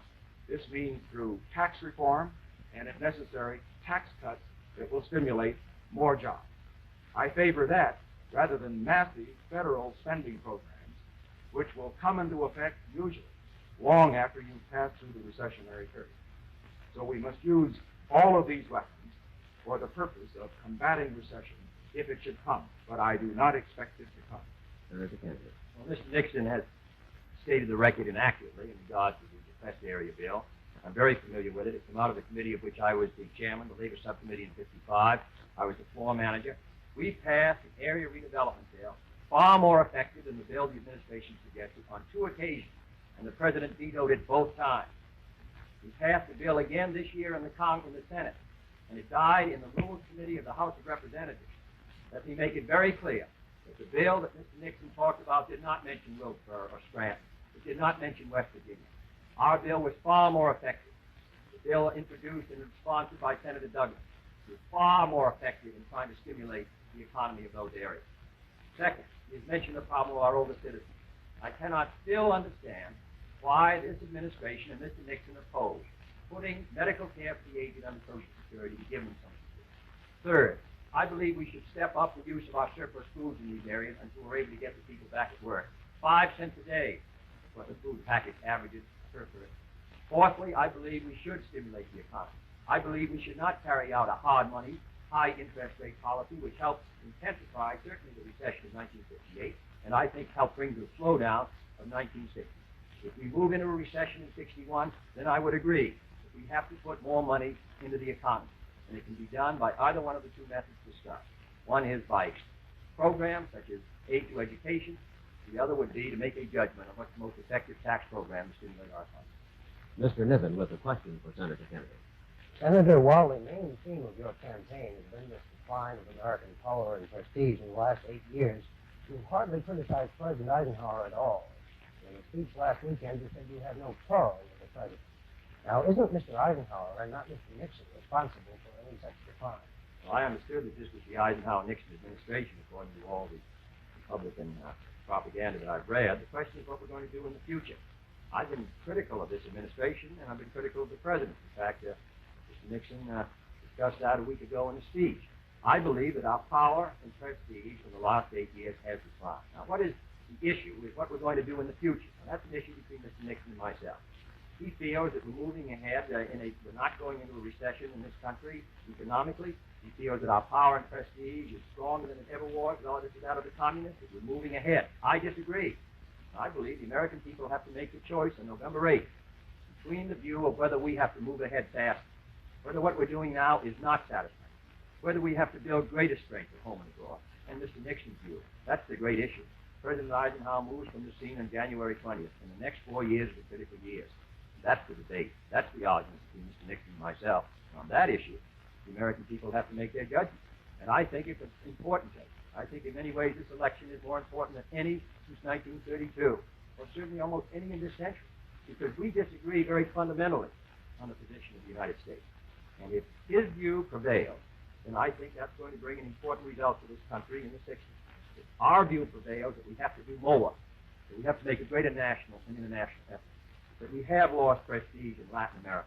The president of Brazil, the new incumbent, running for office, called on Castro during his campaign because he thought it was important to get the votes of those who were supporting Castro in Latin America. In Africa, the United States has ignored Latin Africa. We gave more scholarships to the Congo this summer we offered them than we've given to all of Africa the year before. Less than 200 for all the countries of Africa, and they need trained leadership more than anything. We've been having a very clear decision in the last 8 years. Mr. Nixon has been part of that administration. He's had experience in it. And I believe this administration has not met its responsibilities in the last 8 years. That our power relative to that of the communists is declining, that we're facing a very hazardous time in the 60s. And unless the United States begin to move here, unless we start to go ahead, I don't believe that we're going to meet our responsibility to our own people or to the cause of freedom. I think the choice is clear, and it involves the future. Mr. Vice President. First of all, I think Senator Kennedy should make up his mind with regard to my responsibility. In our first debate, he indicated that I had not had experience, or at least had not participated significantly in the making of the decision.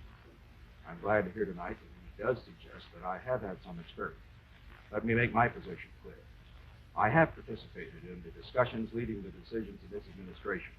I'm proud of the record of this administration. I don't stand on it because it isn't something to stand on, but something to build on. Now, looking at Senator Kennedy's credentials, he is suggesting that he will move America faster and further than I will. But what does he offer? he offers retreads of programs that failed.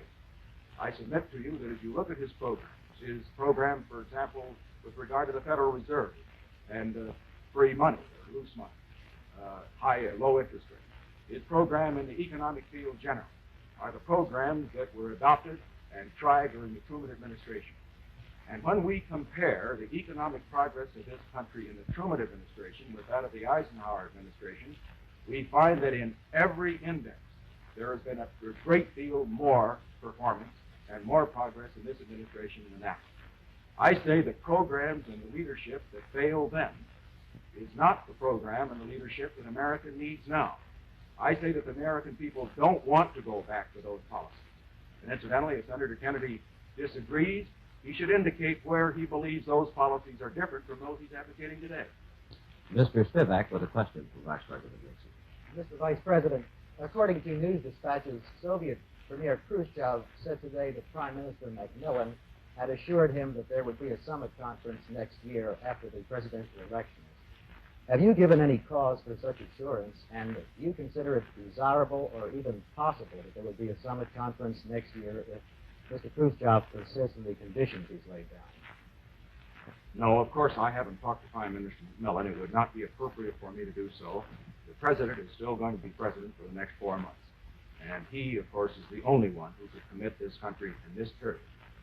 As far as the summit conference is concerned, I want to make my position absolutely clear. I would be willing as president to meet with Mr. Khrushchev or any other world leader if it would serve the cause of peace. I would not be willing to meet with him, however, unless there were preparations for that conference which would give us some reasonable certainty that you were going to have some success. We must not build up the hopes of the world and then dash them, as was the case in Paris. There, Mr. Khrushchev came to that conference determined to break it up. He was going to break it up because he knew that he wasn't going to get his way on Berlin and on the other key matters with which he was concerned at the Paris conference. Now, if we're going to have another summit conference, there must be negotiations at the diplomatic level, the ambassadors, the secretaries of state, and others at that level, prior to that time, which will delineate the issues and which will prepare the way for the heads of state to meet and make some progress. Otherwise, if we find the heads of state meeting and not making progress, we will find that the cause of peace will have been hurt rather than helped. So under these circumstances, I therefore strongly urge, and I will strongly hold, if I have the opportunity to urge or to hold this position, that any summit conference would be gone into only after the most careful preparation and only after Mr. Khrushchev, after his disgraceful conduct at Paris, after his disgraceful conduct at the United Nations, gave some assurance that he really wanted to sit down and talk and to accomplish something and not just to make propaganda. Senator Kennedy. I'm no disagreement with the Vice President's position on that. My view is the same as his. Let me say there is only one point I would add. Before we go into the summit, before we ever meet again, I think it's important that the United States build its strength, and build its military strength, as well as its own economic strength. If we negotiate from a position where the power balance or wave is moving away from us, it's extremely difficult to reach a successful decision on Berlin, as well as the other questions. Now, the next President of the United States in his first year is going to be confronted with a very serious question on our defense of Berlin, our commitment to Berlin. It's going to be a test of our nerve and will. It's going to be a test of our strength. And because we're going to move in 61 and 2, partly because we have not maintained our strength with sufficient vigor in the last years, I believe that before we meet that crisis, that the next President of the United States should send a message to Congress asking for a revitalization of our military strength. Because come spring or late in the winter, we're going to be face to face with the most serious Berlin crisis since 1949 or 50. On the question of the summit, I agree with the position of Mr. Nixon. I would not meet Mr. Khrushchev unless there were some agreement at the secondary level, foreign ministers or ambassadors, which would indicate that the meeting would have some hope of success or a useful exchange of ideas. Mr. Levy with a question for Senator Kennedy. Senator, in your acceptance speech at Los Angeles, you said that your campaign would be based not on what you intend to offer the American people, but what you intend to ask of them. Since that time, you have spelled out many of the things that you intend to do that you have made only vague reference to sacrifice and self-denial. A year or so ago, I believe, you said that you would not hesitate to recommend a tax increase if you considered it necessary. Is this what you have in mind? Well, I don't think that in the winter of '61, under present economic conditions, that a tax increase would be desirable. In fact, it would be deflationary, it would cause great unemployment, it would cause a real slowdown in our economy. If it ever becomes necessary and is wise, economic, and essential to our security, I would have no hesitancy in suggesting a tax increase or any other policy which would defend the United States. I have talked in every speech about the fact that these are going to be very difficult times in the 1960s, and that we're going to have to meet our responsibility as citizens. I'm talking about a national mood. I'm talking about our willingness to bear any burdens in order to maintain our own freedom and in order to meet our freedom around the globe. We don't know what the future is going to bring, but I would not want anyone to elect me as President of the United States or vote for me under the expectation that life would be easier if I were elected. Now, many of the programs that I'm talking about, economic growth, care for the aged, development of our natural resources, build the strength of the United States. That's how the United States began to prepare for its great actions in World War II and in the post-war period. If we're moving ahead, if we're providing a viable economy, if our people have sufficient resources so that they can consume what we produce, then this country's on the move. Then we're stronger. Then we set a better example to the world. So we have the problem not only of building our own military strength and extending our policies abroad, we have to do a job here at home. So I believe that the policies that I recommend come under the general heading of strengthening the United States. We're using our steel capacity 55% today. We're not able to consume what we're able to produce at a time when the Soviet Union is making great economic gains.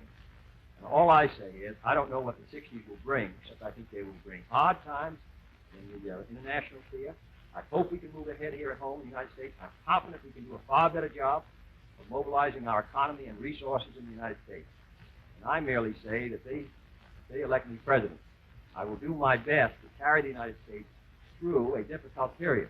But I would not want people to elect me because I promised them the easy, soft life. I think it's going to be difficult, but I'm confident that this country can meet its responsibilities. Mr. Vice President. Well, I think we should be under no illusions whatever about what the responsibilities of the American people will be in the 60s. Our expenditures for defense, our expenditures for mutual security, our expenditures for economic assistance and technical assistance are not going to get less. In my opinion, they're going to be greater. I think it may be necessary that we have more taxes. I hope not. I hope we can economize elsewhere so that we don't have to. But I would have no hesitation to ask the American people to pay the taxes even in 1961, if necessary, to maintain a sound economy and also to maintain a sound dollar. Because when you do not tax, and tax enough to pay for your outgo, you pay it many times over in higher prices in inflation. And I simply will not do that. I think I should also add that as far as Senator Kennedy's proposals are concerned, if he intends to carry out his platform, the one adopted in Los Angeles, it is just impossible for him to make good on those promises without raising taxes or without having a rise in prices or both. The platform suggests that it can be done through economic growth, that it can be done in effect with mirrors, but it isn't going to be working that way. You can't add billions of dollars to our expenditures and not pay for it. After all, it isn't paid for by my money, it isn't paid for by his, but by the people's money. Mr. Niven with a question for Vice President Nixon. Mr. Vice President, you said that while Mr. Khrushchev was here, Senator Kennedy should talk about what's right for this country as well as what's wrong with the country. In the 1952 campaign, when you were a Republican candidate for Vice President, and we were at war with the communists, did you feel a similar responsibility to talk about what was right for the country? I did, and as I pointed out in 1952, I made it very clear that as far as the Korean War was concerned, that I felt that the decision to go into the war in Korea was right and necessary. What I criticized were the policies that made it necessary to go to Korea. Now, incidentally, I should point out here that Senator Kennedy has attacked our foreign policy. He said that it's been a policy that has led to defeat and retreat. And I'd like to know, where have we been defeated and where have we retreated? In the Truman administration, 600 million people went behind the Iron Curtain, including the satellite countries of Eastern Europe and Communist China. In this administration, we've stopped them. At Chimoy and Matsu, we've stopped them in Indochina, we've stopped them in Lebanon, we've stopped them in other parts of the world. I would also like to point out that as far as Senator Kennedy's comments are concerned, I think he has a perfect right and a responsibility to criticize this administration whenever he thinks we're wrong. But he has a responsibility to be accurate and not to misstate the case. I don't think he should say that our prestige is an all-time low. I think this is very harmful at the time Mr. Khrushchev is here, harmful because it's wrong. I don't think it was helpful when he suggested, and I'm glad he's corrected this to an extent, that 17 million people go to bed hungry every night in the United States. Now, this just wasn't true. Now, there are people who go to bed hungry in the United States, far less, incidentally, than used to go to bed hungry when we came into power at the end of the Truman administration. But the thing that is right about the United States that should be emphasized is that less people go to bed hungry in the United States than in any major country in the world. We're the best fed, we're the best clothed, we're the better distribution of this world's goods to all of our people than any people in history. Now, in pointing out the things that are wrong, I think we ought to emphasize American strength. It isn't necessary to run America down in order to build her up. Now, just so we get it absolutely clear, Senator Kennedy must, as a candidate, as I as a candidate at 52, criticize us when we're wrong. And he's doing a very effective job of that in his way. But on the other hand, he has a responsibility to be accurate. And I have a responsibility to correct him every time he misstates the case. And I intend to continue to do so. Senator Kennedy. Well, Mr. Nixon, I'll just give you the testimony of Mr. George Aiken. Senator George Aiken, the ranking minority member, Republican member, and former chairman of the Senate Agricultural Committee, testifying in 1959, said there were 26 million Americans who did not have the income to afford a decent diet. Mr. Benson, testifying on the food stamp plan in 1957, said there were 25 million Americans who could not afford a elementary low-cost diet. And he defined that as someone who uses beans in place of meat.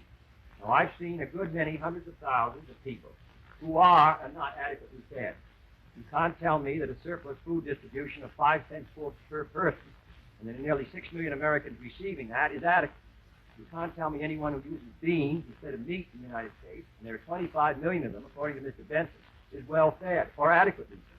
I believe that we should not compare what our figures may be to India or some other country that has serious problems, but to remember that we are the most prosperous country in the world, and that these people are not getting adequate food. And they're not getting, in many cases, adequate shelter. And we ought to try to meet the problem.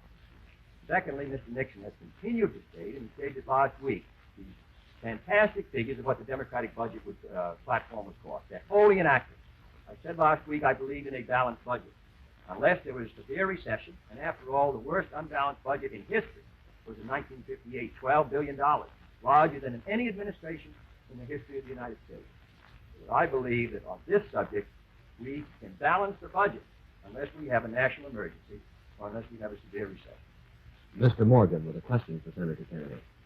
Senator, Saturday on television, you said that you had always thought that Quemoy and Matsu were unwise places to draw our defense line in the Far East.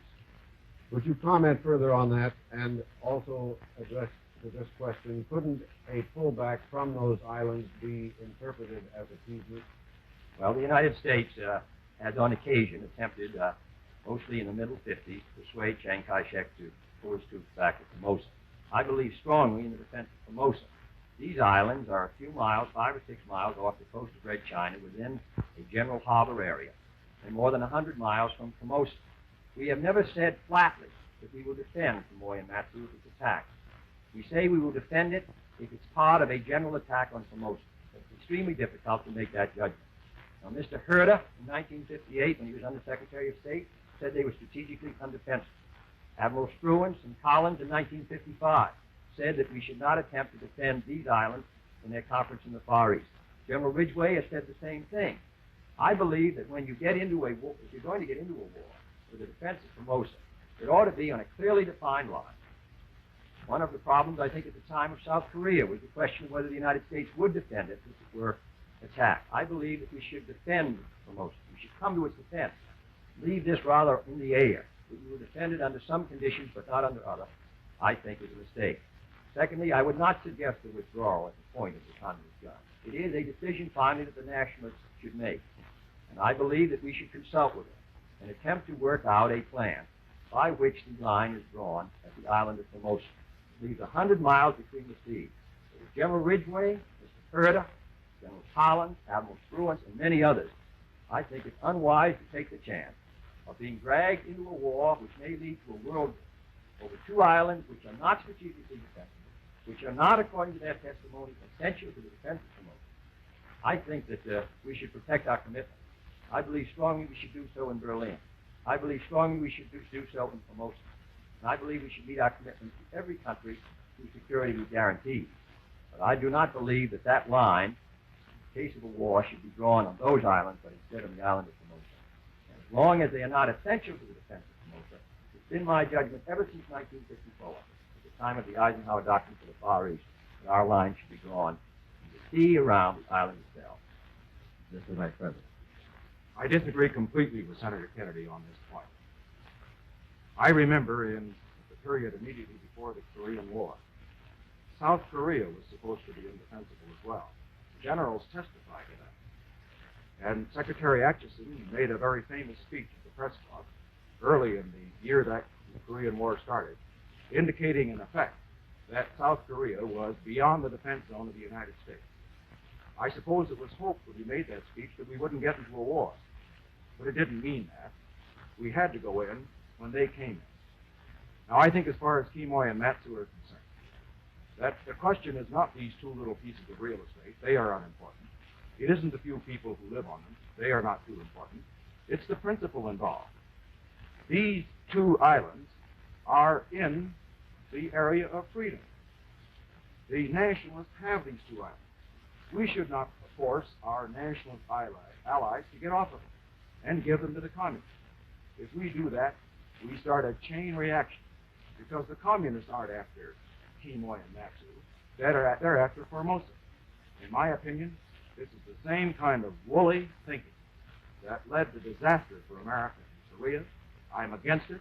I would never tolerate it as President of the United States, and I will hope that Senator Kennedy will change his mind if he should be elected. Gentlemen, we have approximately 4 minutes remaining. May I ask you to make your questions and answers as brief as possible, consistent with clarity. And Mr. Levy has a question for Vice President Nixon. Vice President, you are urging voters to forget party labels and vote for the man. Senator Kennedy says that in doing this, you are trying to run away from your party on such issues as housing and aid to education by advocating what he calls a Me Too program. Why do you say that party labels are not important? Because that's the way we elect the president in this country. And it's the way we should. I'm a student of history, as is Senator Kennedy is. And I have found that in the history of this country, we've had many great presidents. Some of them have been Democrats, some of them have been Republicans. The people, some way, have always understood that at a particular time, a certain man was the one the country needed. Now, I believe that in an election, when we are trying to determine who should lead the free world, not just America, perhaps, as Senator Kennedy has already indicated, the most important election in our history, it isn't the label that he wears or that I wear to Congress. It's what we are. It's our whole life. It's what we stand for. It's what we believe. And consequently, I don't think it's enough to go before Republican audiences, and I never do, and say, look, vote for me because I'm a Republican. I don't think it's enough for Senator Kennedy to go before the audiences on the Democratic side and say, vote for me because I'm a Democrat. That isn't enough. What's involved here is the question of leadership for the whole free world. Now, that means the best leadership. It may be Republican, it may be Democrat, but the people are the ones that determine it. The people have to make up their mind. And I believe the people, therefore, should be asked to make up their minds, not simply on the basis of votes the way your grandfather did, vote the way your mother did. I think the people should put America first, rather than party first. Now, as far as running away from my party is concerned, Senator Kennedy has said that we have no compassion for the poor, that we are against progress, the enemies of progress is the term that he's used and the like. All that I can say is this. We do have programs in all of these fields. education, housing, defense, that will move America forward. They will move her forward faster, and they will move her more surely than his program. This is what I deeply believe. I'm sure he believes just as deeply that his will move that way. I would suggest, however, that in the interest of fairness, that he could give me the benefit of also believing as he believes. Senator Kennedy. Well, let me say I do think that parties are important in that they tell something about the program and something about the man. Abraham Lincoln was a great president of all the people, but he was selected by his party at a key time in history because his party stood for something. The Democratic Party in this century has stood for something. It has stood for progress. It has stood for concern for the people's welfare. It has stood for a strong foreign policy and a strong national defense. And as a result, produced Wilson, President Roosevelt, and President Truman. The Republican Party has produced McKinley and Harding, Coolidge, Dewey, and Landon. They do stand for something. They stand for a whole different approach to the problems facing this country at home and abroad. That's the importance of party, only if it tells something about the record. And the Republicans in recent years, not only in the last 25 years, but in the last 8 years, have opposed housing, opposed care for the aged, opposed federal aid to education, opposed minimum wage. And I think that record tells something. Thank you, gentlemen. Neither the questions from the reporters nor the answers you heard from Senator John Kennedy or Vice President Richard Nixon were rehearsed. By agreement, neither candidate made an opening statement or a closing summation. They further agreed that the clock alone would decide who would speak last, and each has asked me to express his thanks to the networks and their affiliated stations. Another program similar to this one will be presented Thursday, October 13th, and the final program will be presented Friday, October 21st. We hope this series of radio and television programs will help you toward a fuller understanding of the issues facing our country today, and that on Election Day, November 8th, you will vote for the candidate of your choice. This is Frank McGee. Good night from Washington.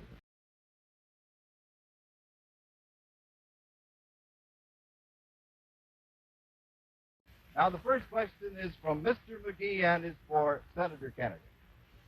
Senator Kennedy, yesterday you used the words trigger happy in referring to Vice President Richard Nixon's stand on defending the islands of Quemoy and Matsu.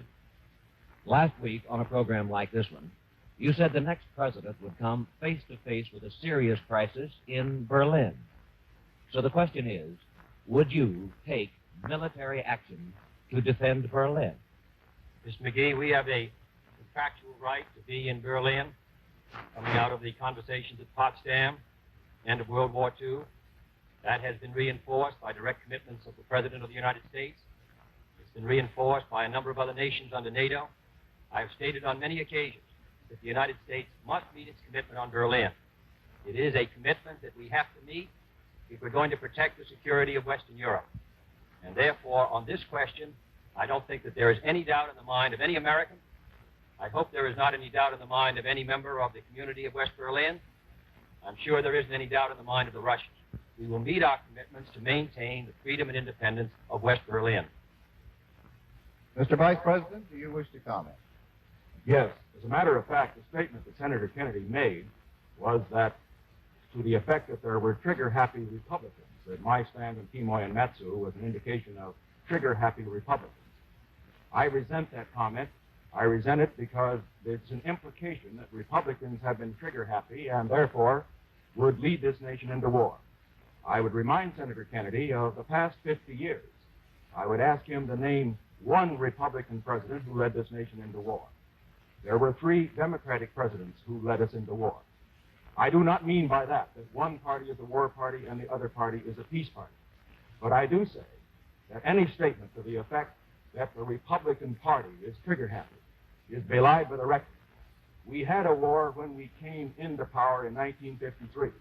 We got rid of that. We kept out of other wars. And certainly that doesn't indicate that we're trigger-happy. We've been strong, but we haven't been trigger-happy. As far as Berlin is concerned, there isn't any question about the necessity of defending Berlin, the rights of people there to be free, and there isn't any question about what the united American people, Republicans and Democrats alike, would do in the event there were an attempt by the communists to take over in Berlin. The next question is by Mr. Von Friend for Vice President Nixon.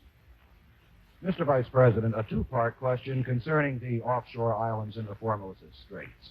If you were president and the Chinese Communists tomorrow began an invasion of Quemoy and Matsu, would you launch the United States into a war by sending the 7th Fleet and other military forces to resist this aggression? And secondly, if the regular conventional forces fail to halt such an invasion, would you authorize the use of nuclear weapons? Mr. Von Frem, it would be completely irresponsible for a candidate for the presidency or for a president himself to indicate the course of action, the weapons he would use in the event of such an attack. I will say this. In the event that such an attack occurred, and in the event the attack was a prelude to an attack on Formosa, which would be the indication today, because the Chinese Communists say over and over again that their objective is not the offshore islands, that they consider them only stepping stones to taking Formosa. In the event that their attack then were a prelude to an attack on Formosa, there isn't any question but that the United States would then again, as in the case of Berlin, honor our treaty obligations and stand by our ally of Formosa. But to indicate in advance how we would respond, to indicate the nature of his response would be incorrect. It would certainly be inappropriate. It would not be in the best interest of the United States. I will only say this, however, in addition. To do what Senator Kennedy has suggested, to suggest that we will surrender these islands or force our Chinese nationalist allies to surrender them in advance, is not something that would lead to peace. It is something that would lead, in my opinion, to war. This is the history of dealing with dictators. This is something that Senator Kennedy and all Americans must know. We tried this with Hitler. It didn't work. He wanted first, we know, Austria, and then he went on to the Sudetenland and then Danzig, and each time it was thought this is all that he wanted. Now, what do the Chinese Communists want? They don't want just Quemoy and Matsu. They don't want just Formosa. They want the world. And the question is, if you surrender or indicate in advance that you're not going to defend any part of the free world, and you figure that's going to satisfy them, it doesn't satisfy them. It only whets their appetite. And then the question comes, when do you stop them? I've often heard President Eisenhower, in discussing this question, make the statement that if we once start the process of indicating that this point or that point is not the place to stop those who threaten the peace and freedom of the world, where do we stop? And I say that those of us who stand against surrender of territory, this or any others, in the face of blackmail and the face of force by the communists, are standing for the course that will lead to peace. Senator Kennedy, do you wish to comment? Yes, the United States now has a treaty, which I voted for in the United States Senate in 1955, to defend Formosa and the Pescadores Islands. The islands which Mr. Nixon is discussing are 5 or 4 miles, respectively, off the coast of China. Now, when Senator Green, the chairman of the Senate Foreign Relations Committee, wrote to the president, he received back on the 2nd of October 1958, neither you nor any other American needs feel the U.S. will be involved in military hostilities merely in the defense of Quemoy and Matsu.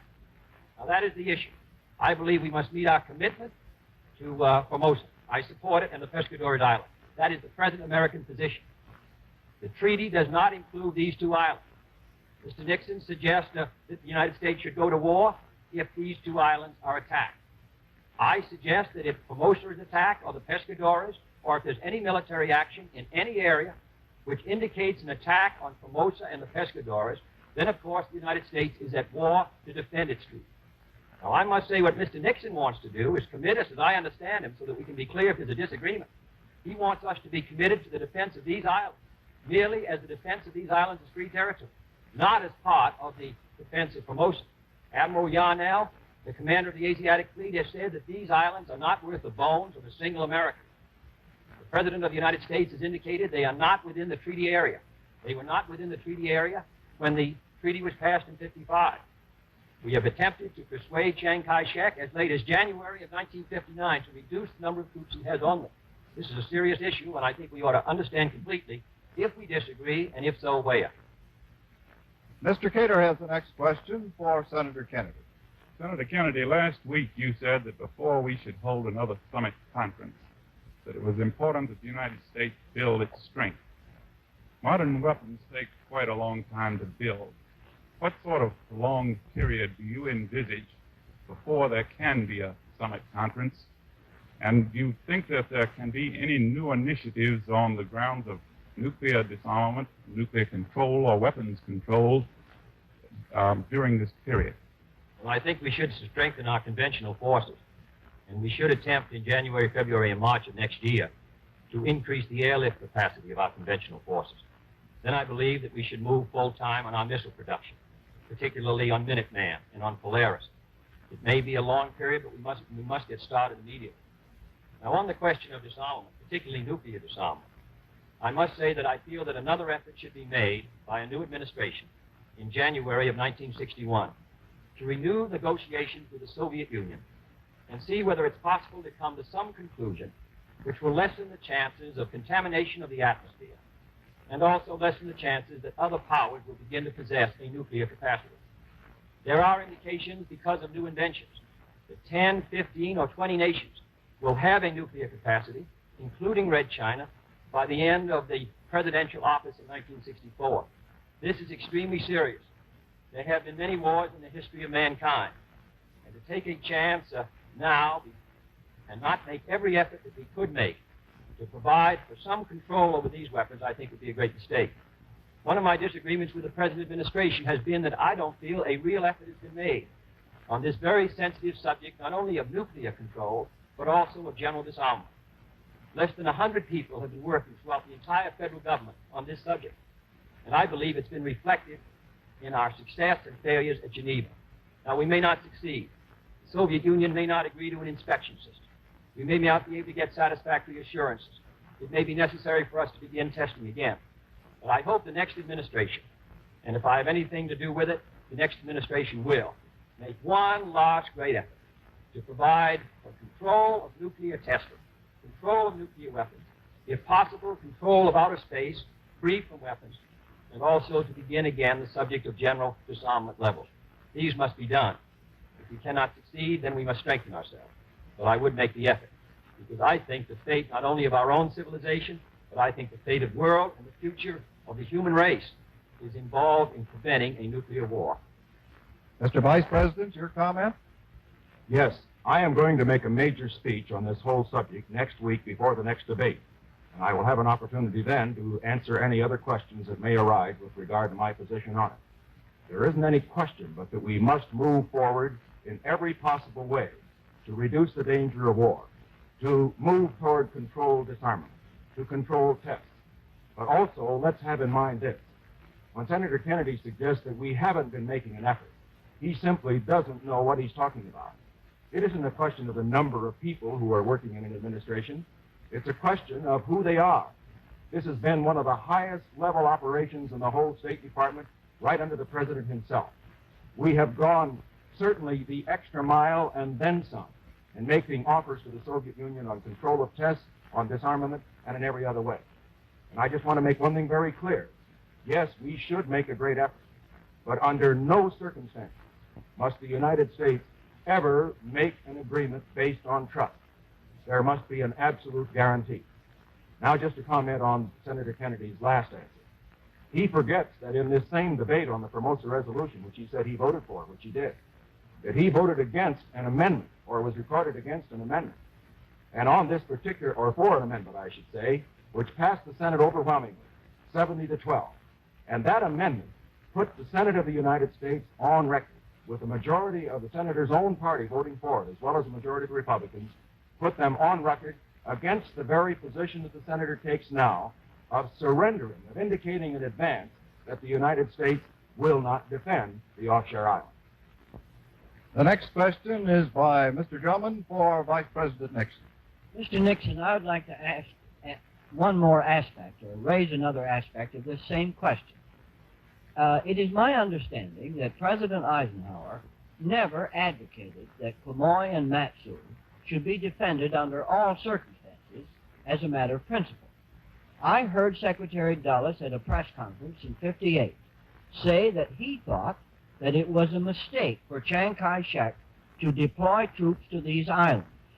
I would like to ask what has led you to take what appears to be a different position on this subject. Mr. Drummond, first of all, referring to Secretary Dulles' press conference, I think if you read it all, and I know that you have, you will find that Secretary Dulles also indicated in that press conference that when the troops were withdrawn from Quemoy, that the implication was, certainly of everything that he said, that Quemoy could better be defended. There were too many infantrymen there, not enough heavy artillery.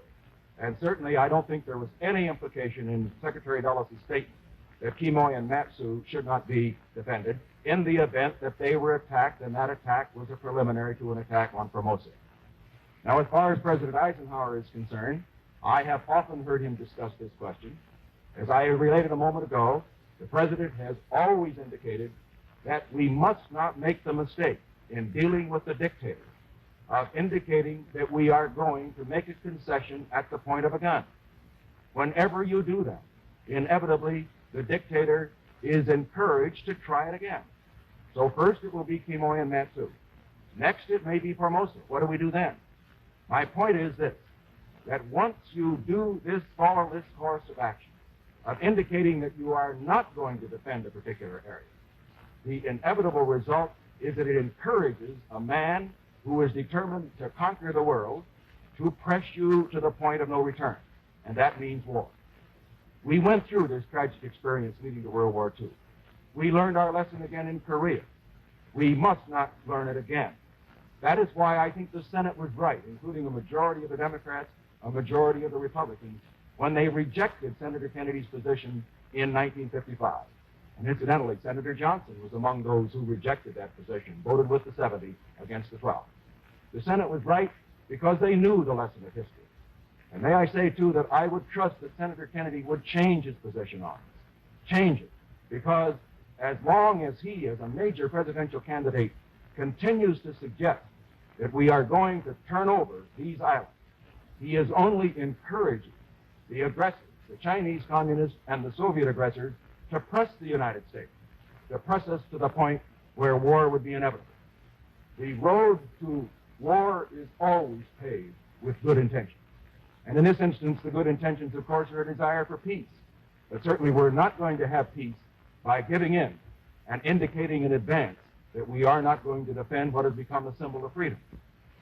Senator Kennedy. I don't think it's possible for Mr. Nixon to state the record in distortion of the fact with more precision than he just did. In 1955, Mr. Dulles at a press conference said, "The treaty that we have with the Republic of China excludes Quemoy and Matsu from the treaty area. That was done with much thought and deliberation. Therefore, that treaty does not permit the United States to defend anything except Formosa and the Pescadores and to deal with acts against that treaty area. I completely sustain the treaty. I voted for it. I would take any action necessary to defend the treaty, Formosa and the Pescadores Islands. What we're now talking about is the Vice President's determination to guarantee Quemoy and Matsu, which are 4 and 5 miles off the coast of Red China, which are not within the treaty area. I do not suggest that Chiang Kai-shek and this administration has been attempting since 1955 to persuade Chiang Kai-shek to lessen his troop commitment. He sent a mission, the President, in 1955 of Mr. Robertson and Admiral Radford. General Twining said he was still doing it in 1959. General Ridgway said, who was Chief of Staff, to go to war for Quemoy and Matsu, to me would seem an unwarranted and tragic course to take. To me, that concept is completely repugnant. So I stand with them. I stand with the Secretary of State, Mr. Herter, who said these islands were indefensible. I believe that we should meet our commitments. And if the Chinese communists attack the Pescadores and Formosa, they know that it will mean a war. I would not hand over these islands under any point of gun. But I merely say that the treaty is quite precise, and I sustain the treaty. Mr. Nixon would add a guarantee to islands 5 miles off the coast of the Republic of China, when he's never really protested the communist seizing Cuba 90 miles off the coast of the United States. Mr. Von Frem has a question for Senator Kennedy. Senator Kennedy, I'd like to shift the conversation, if I may, to a domestic political argument. The chairman of the Republican National Committee, Senator Thurston Morton, declared earlier this week that you owed Vice President Nixon and the Republican Party a public apology for some strong charges made by former President Harry Truman. who bluntly suggested where the Vice President and the Republican Party could go. Do you feel that you owe the Vice President an apology? Well, I must say that Mr. Truman has his methods of expressing things. He's been in politics for 50 years. He's been President of the United States. Maybe not my style, but I really don't think there's anything that I can say to President Truman that's going to cause him at the age of 76 to change his particular speaking manner. Perhaps Mrs. Truman can, but I don't think I can. I'll just have to tell Mr. Morton that. You pass that message on to him. Any comments, Mr. Vice President? Yes, I think so. Of course, both Senator Kennedy and I have felt Mr. Truman's ire, and consequently, I think he can speak with some feeling on this subject. I just do want to say one thing, however. We all have tempers. I have one. I'm sure Senator Kennedy has one. But when a man's President of the United States or a former president, he has an obligation not to lose his temper in public. One thing I have noted as I've traveled around the country are the tremendous number of children who come out to see the presidential candidates. I see mothers holding their babies up so that they can see a man who might be President of the United States. I know Senator Kennedy sees them too. It makes you realize that whoever is president is going to be a man that all the children of America will either look up to or will look down to.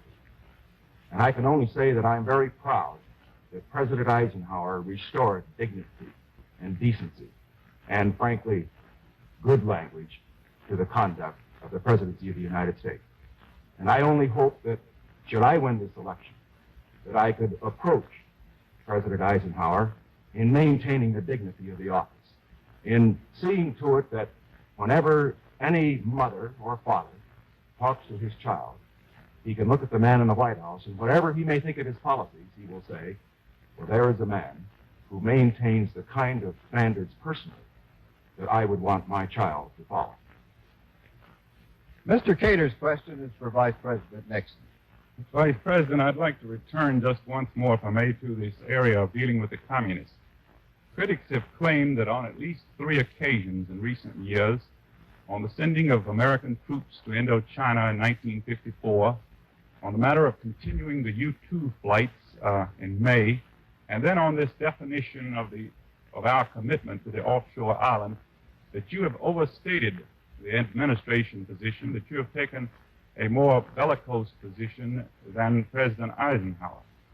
Just 2 days ago, you said that you called on Senator Kennedy to serve notice to communist aggressors around the world that we're not going to retreat 1 inch more anyplace, whereas we did retreat from the Tonkin Islands, or at least Chiang Kai-shek did.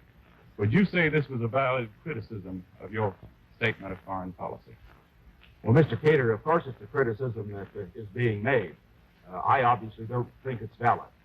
I have supported the administration's position, and I think that that position has been correct. I think my position has been correct. As far as Indochina was concerned, I stated over and over again that it was essential during that period that the United States make it clear that we would not tolerate Indochina falling under communist domination. Now, as a result of our taking the strong stand that we did, the civil war there was ended. And today, at least in the south of Indochina, the communists have moved out, and we do have a strong, free bastion there. Now, looking to the U-2 flights, I would like to point out that I have been supporting the President's position throughout. I think the President was correct in ordering these flights. I think the President was correct, certainly, in his decision to continue the flight while the conference was going on. I noted, for example, in reading a particular discussion that Senator Kennedy had with Dave Garraway shortly after his statement about regrets, that he made the statement that he felt that these particular flights were ones that shouldn't have occurred right at that time. And the indication was, how would Mr. Khrushchev have felt if we had had a flight over how would we have felt if Mr. Khrushchev had a flight over the United States while he was visiting here? And the answer, of course, is that communist espionage goes on all the time. The answer is that the United States can't afford to have an espionage lag, or should I say an intelligence lag, any more than we can afford to have a missile lag. Now, referring to your question with regard to Quemoy and Matsu, What I object to here is the constant reference to surrendering these islands. Senator Kennedy quotes the record, which he read from a moment ago. But what he forgets to point out is that the key vote, a vote which I've referred to several times, where he was in the minority, was one which rejected his position. Now, why did they reject it? For the very reason that those senators knew, as the President of the United States knew, that you should not indicate to the communists in advance that you're going to surrender an area that's free. Why? Because they know, as Senator Kennedy will have to know, that if you do that, you encourage them to more aggression. Senator Kennedy? Well, number one, on Indochina, Mr. Nixon talked before the newspaper editors in the spring of 1954 about putting, and I quote him, American boys into Indochina. The reason Indochina was preserved was a result of the Geneva Conference, which petitioned Indochina. Number two, on the question of the U-2 flights, I thought the U-2 flight in May, just before the conference, was a mistake in timing because of the hazards involved if the summit conference had any hope for success. I never criticized the U-2 flight in general, however. I never suggested espionage should stop. It still goes on, I would assume, on both sides. Number three, the Vice President on May 15th, after the U-2 flight, indicated that the flights were going on, even though the administration and the President had canceled the flight on May 12th. Number three, the Vice President suggests that we should keep the communists in doubt about whether we would fight on Kimoyamatsu. That's not the position he's taking. He's indicating that we should fight for these islands, come what may, because they are, in his words, in the area of freedom. He didn't take that position on Tibet. He didn't take that position on Budapest. He doesn't take that position that I've seen so far in Laos. Guinea and Ghana have both moved within the Soviet sphere of influence in foreign policy. So is Cuba. I merely say that the United States should meet its commitments to Formosa and the Pescadores. But as Admiral Yarnell has said, and he's been supported by most military authorities, these islands that we're now talking about are not worth the bones of a single American soldier. And I know how difficult it is to sustain troops close to the shore under artillery bombardment. And therefore, I think we should make it very clear, the disagreement between Mr. Nixon and myself. He's extending the administration's commitment. Mr. Gilman's question is for Senator Kennedy. Mr. Kennedy, Representative Adam Clayton Powell, in the course of his speaking tour in your behalf, is saying, and I quote, "The Ku Klux Klan is riding again in this campaign. If it doesn't stop, all bigots will vote for Nixon, and all right-thinking Christians and Jews will vote for Kennedy rather than be found in the ranks of the Klan-minded." End quotation. Governor Michael DeSalle is saying much the same thing. What I would like to ask Senator Kennedy is, what is the purpose of this sort of thing, and how do you feel about it? Well, Mr. Griffin, I believe, who is the head of the Klan, who lives in Tampa, Florida, indicated in a statement, I think 2 or 3 weeks ago, that he was not going to vote for me, and that he was going to vote for Mr. Nixon. I do not suggest in any way, nor have I ever, that indicates that Mr. Nixon has the slightest sympathy, involvement, or in any way imply any inferences in regard to the Ku Klux Klan. That's absurd. I don't suggest that. I don't support it. I would disagree with it. Mr. Nixon knows very well that this whole matter has been involved in the so-called religious discussion in this campaign. I have never suggested, even by the vaguest implication, that he did anything but disapprove of it. And that's my view now. I disapprove of the issue. I do not suggest that Mr. Nixon does in any way. Well, I welcome this opportunity to join Senator Kennedy completely on that statement, and to say before this largest television audience in history something that I have been saying in the past and will always say in the future. On our last television debate, I pointed out that it was my position that Americans must choose the best man that either party could produce. We can't settle for anything but the best. And that means, of course, the best man that this nation can produce. And that means that we can't have any test of religion. We can't have any test of race. It must be a test of the man. Also, as far as religion is concerned, I have seen communism abroad. I see what it does. Communism is the enemy of all religions. And we who do believe in God must join together. We must not be divided on this issue. The worst thing that I can think can happen in this campaign would be for it to be decided on religious issues. I obviously repudiate the Klan. I repudiate anybody who uses the religious issue. I will not tolerate it. I have ordered all of my people to have nothing to do with it. And I say to this great audience, whoever may be listening, remember, if you believe in America, if you want America to set the right example to the world, that we cannot have religious or racial prejudice. We cannot have it in our hearts, but we certainly cannot have it in the presidential campaign. Mr. McGee has a question for Vice President Nixon. Mr. Vice President, some of your early campaign literature said you were making a study to see if new laws were needed to protect the public against excessive use of power by labor unions. Have you decided whether such new laws are needed, and if so, what would they do? Mr. McGee, I am planning a speech on that subject next week, also so that we can get the opportunity for the questioners to question me. It will be before the next television debate. I will say simply in advance of it that I believe that in this area, the laws which should be passed, as far as the big national emergency strikes are concerned, are ones that will give the president more weapons with which to deal with those strikes. Now, I have a basic disagreement with Senator Kennedy, though, on this point. He has taken the position. He first indicated in October of last year that he would even favor compulsory arbitration as one of the weapons the president might have to stop a national emergency strike. I understand in his last speech before the Steelworkers Union that he changed that position and indicated that he felt that government seizure might be the best way to stop a strike which could not be settled by collective bargaining. I do not believe we should have either compulsory arbitration or seizure.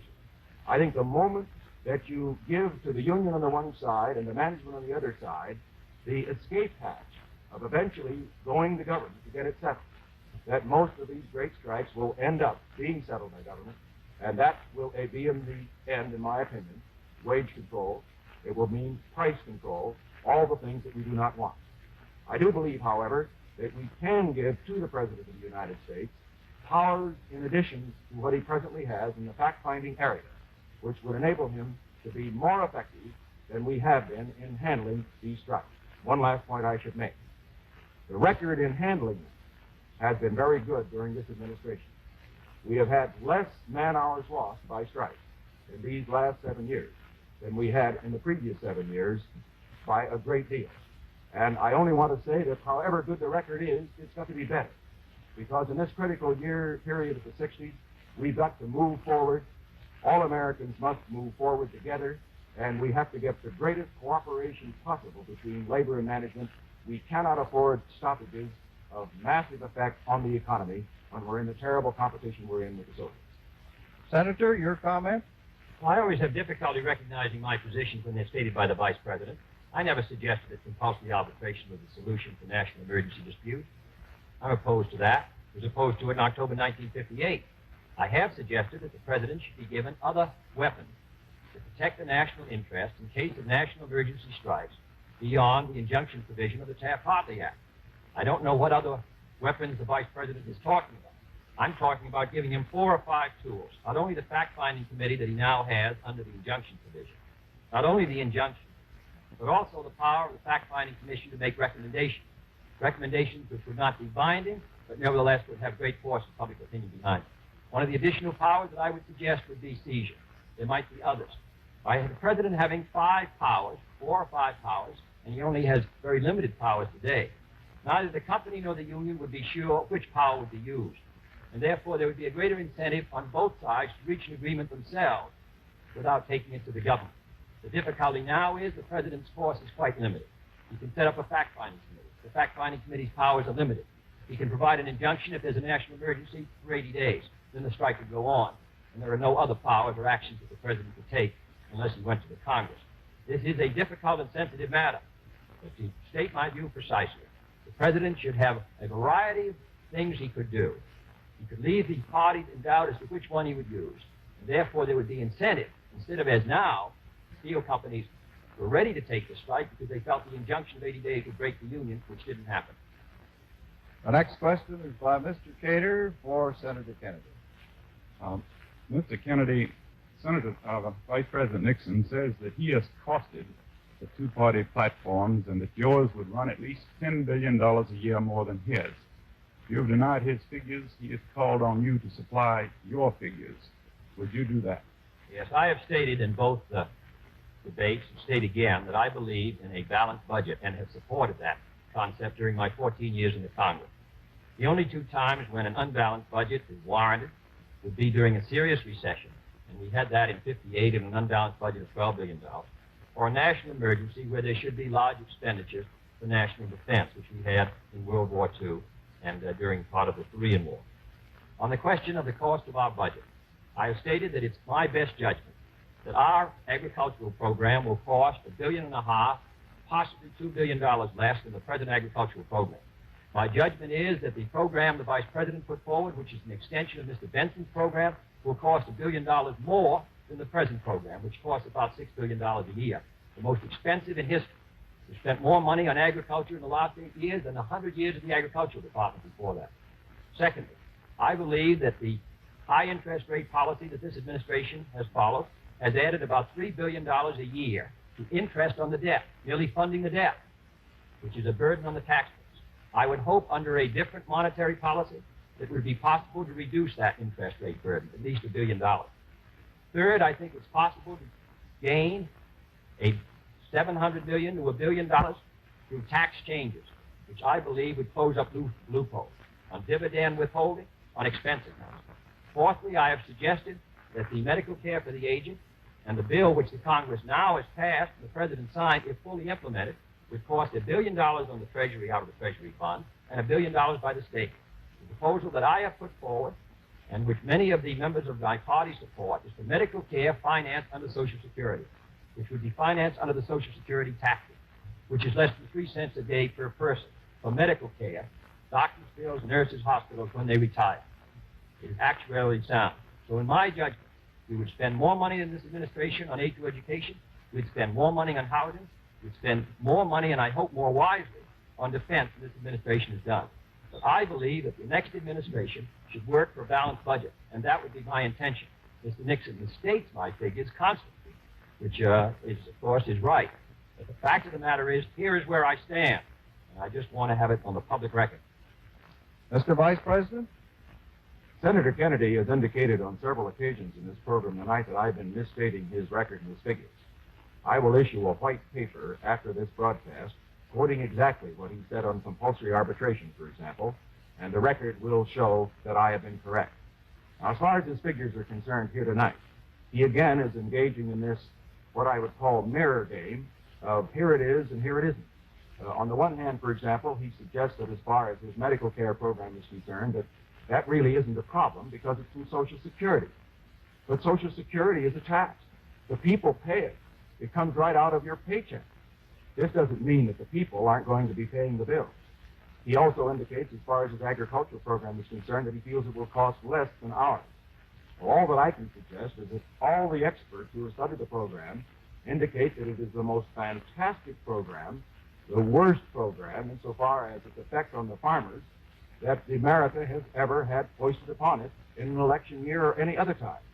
And I would also point out that Senator Kennedy left out a part of the cost of that program, a 25% rise in food prices that the people would have to pay. Now, are we going to have that when it isn't going to help the farmers? I don't think we should have that kind of a program. Then he goes on to say that he's going to change the interest rate situation and we're going to get some more money that way. Well, what he's saying there, in effect, we're going to have inflation. We're going to go right back to what we had under Mr. Truman when he had political control of the Federal Reserve Board. I don't believe we ought to pay our bills through inflation, through a phony interest rate. Next, Mr. Drummond's question for Vice President Nixon. Mr. Nixon, before the convention, you and Governor Rockefeller said jointly that the nation's economic growth ought to be accelerated.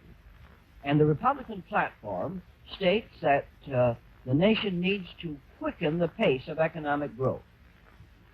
Is it fair, therefore, Mr. Vice President, to conclude that you feel that there has been insufficient economic growth during the past 8 years?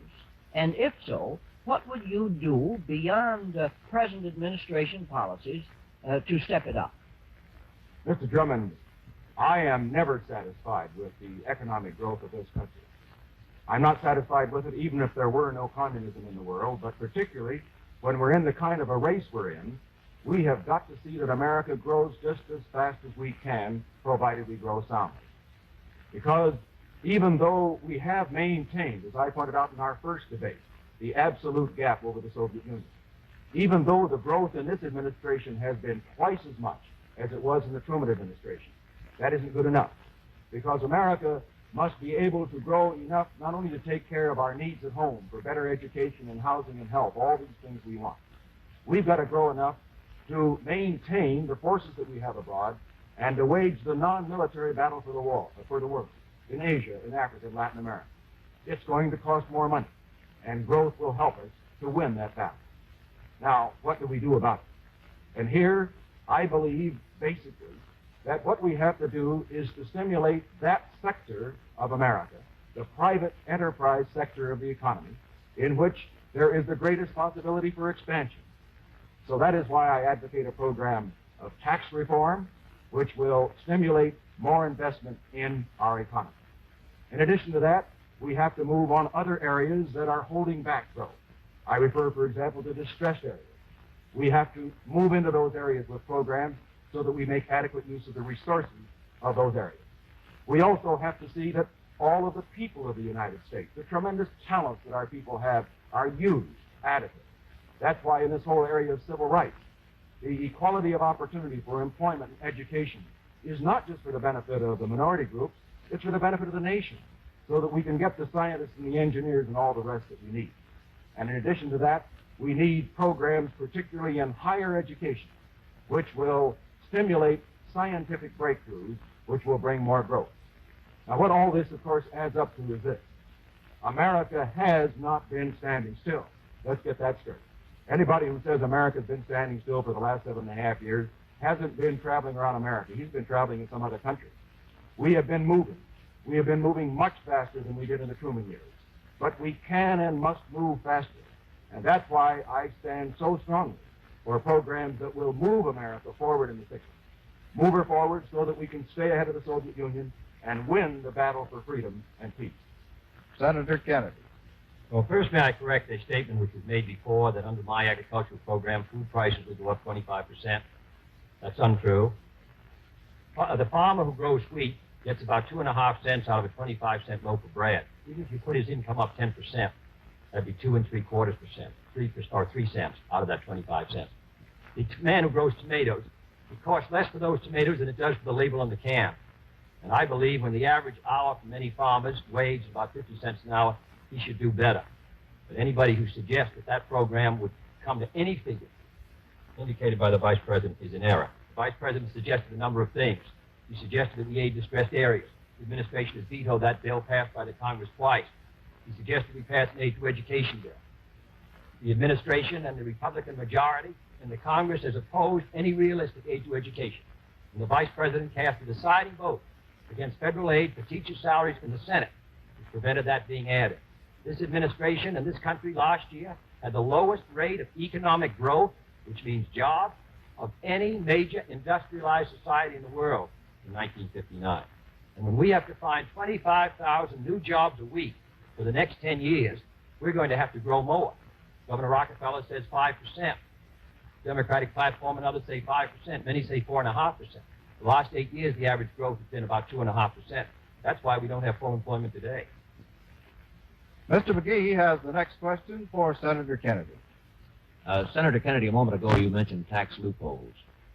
Now, your running mate, Senator Lyndon Johnson, is from Texas, an oil-producing state and one that many political leaders feel is in doubt in this election year. And reports from there say that oil men in Texas are seeking assurance from Senator Johnson that the oil depletion allowance will not be cut. The Democratic platform pledges to plug loopholes in the tax laws and refers to inequitable depletion allowance as being conspicuous loopholes. My question is, do you consider the 27.5% depletion allowance inequitable, and would you ask that it be cut? Now, Mr. McGee, there are about 104 commodities that have some kind of depletion allowance, different kind of minerals, including oil. I believe all of those should be gone over in detail to make sure that no one is getting a tax break. to make sure that no one is getting away from paying the taxes he ought to pay. That includes oil, it includes all kinds of minerals, it includes everything within the range of taxation. We want to be sure it's fair and equitable. It includes oil abroad. Perhaps that oil abroad should be treated differently than the oil here at home. Now, the oil industry recently has had hard times, particularly some of the smaller producers. They're moving about 8 or 9 days in Texas. But I can assure you that if I'm elected president, the whole spectrum of taxes will be gone through carefully. And if there's any inequities in oil or any other commodity, then I would vote to close that loophole. I have voted in the past to reduce the depletion allowance for the largest producers, for those from $5 million down, to maintain it at 27.5%. I believe we should study this and other allowances, tax expense, dividend expenses, and all the rest, and make a determination of how we can stimulate growth, how we can provide the revenues needed to move our country forward. Mr. Vice President, Senator Kennedy's position and mine are completely different on this. I favor the present depletion allowance. I favor it not because I want to make a lot of oil men rich, but because I want to make America rich. Why do we have a depletion allowance? Because this is the stimulation, the incentive for companies to go out and explore for oil, to develop it. If we didn't have a depletion allowance of certainly, I believe, the present amount, we would have our oil exploration cut substantially in this country. Now, as far as my position then is concerned, it is exactly opposite to the senators, and it's because of my belief that if America is going to have the growth that he talks about and that I talk about and that we want, the thing to do is not to discourage individual enterprise, not to discourage people to go out and discover more oil and minerals, but to encourage it. And so he would be doing exactly the wrong thing. One other thing. He suggests that there are a number of other items in this whole depletion field that could be taken into account. He also said a moment ago that we would get more money to finance his programs by revising the tax laws, including depletion.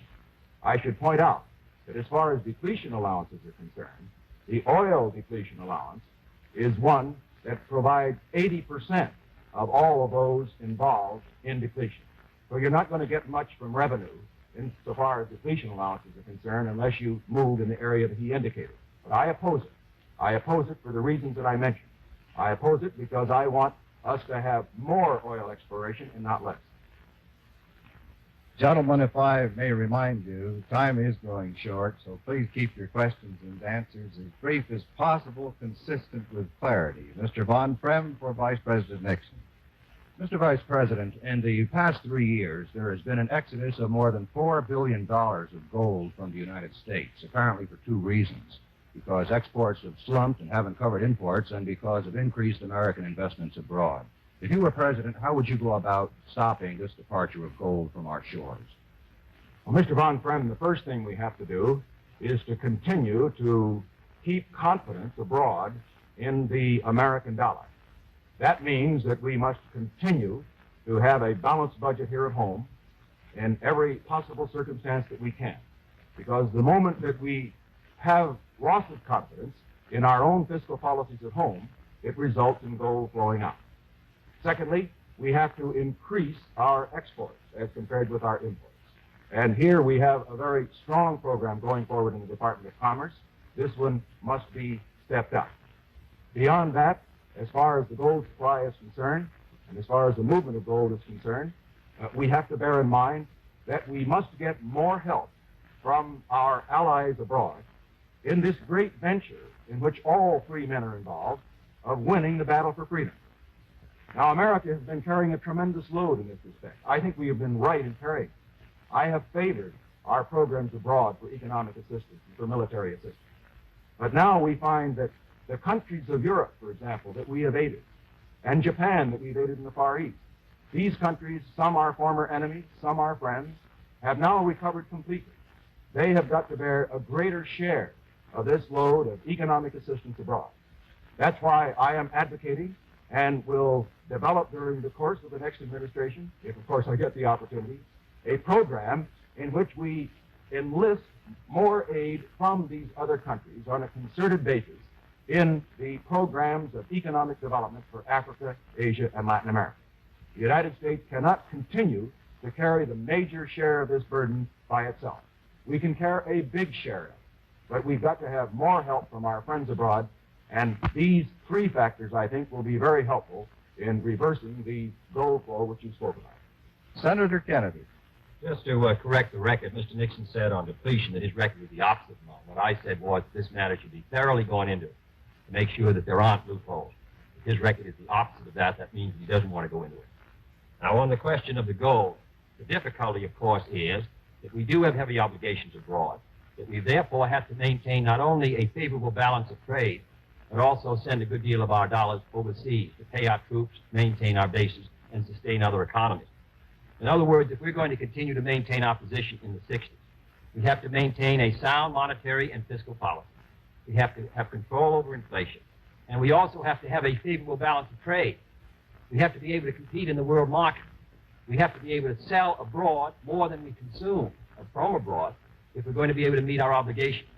In addition, many of the countries around the world still keep restrictions against our goods, going all the way back to the days when there was a dollar shortage.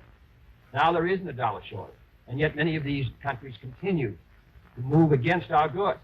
I believe that we must be able to compete in the market, steel and in all the basic commodities abroad. We must be able to compete against them because we always did because of our technological lead. We have to be sure to maintain that. We have to persuade these other countries not to restrict our goods coming in, not to act as if there was a dollar gap. And third, we have to persuade them to assume some of the responsibilities that up till now we've maintained to assist underdeveloped countries in Africa, Latin America, and Asia make an economic breakthrough on their own. Mr. Drummond's question now for Senator Kennedy. Senator Kennedy, a question on American prestige. In light of the fact that the Soviet ambassador was recently expelled from the Congo, and that Mr. Khrushchev has this week canceled his trip to Cuba for fear of stirring resentment throughout all Latin America, I would like to ask you to spell out somewhat more fully how you think we should measure American prestige to determine whether it is rising or whether it is falling. Well, I think there are many tests, Mr. Drummond, of prestige. And the significance of prestige, really, is because we're so identified with the cause of freedom. Therefore, if we're on the mount, if we're rising, if our influence is spreading, if our prestige is spreading, then those who stand now on the razor edge of decision between us or between the communist system, wondering whether they should use the system of freedom to develop their countries or the system of communism, they'll be persuaded to follow our example.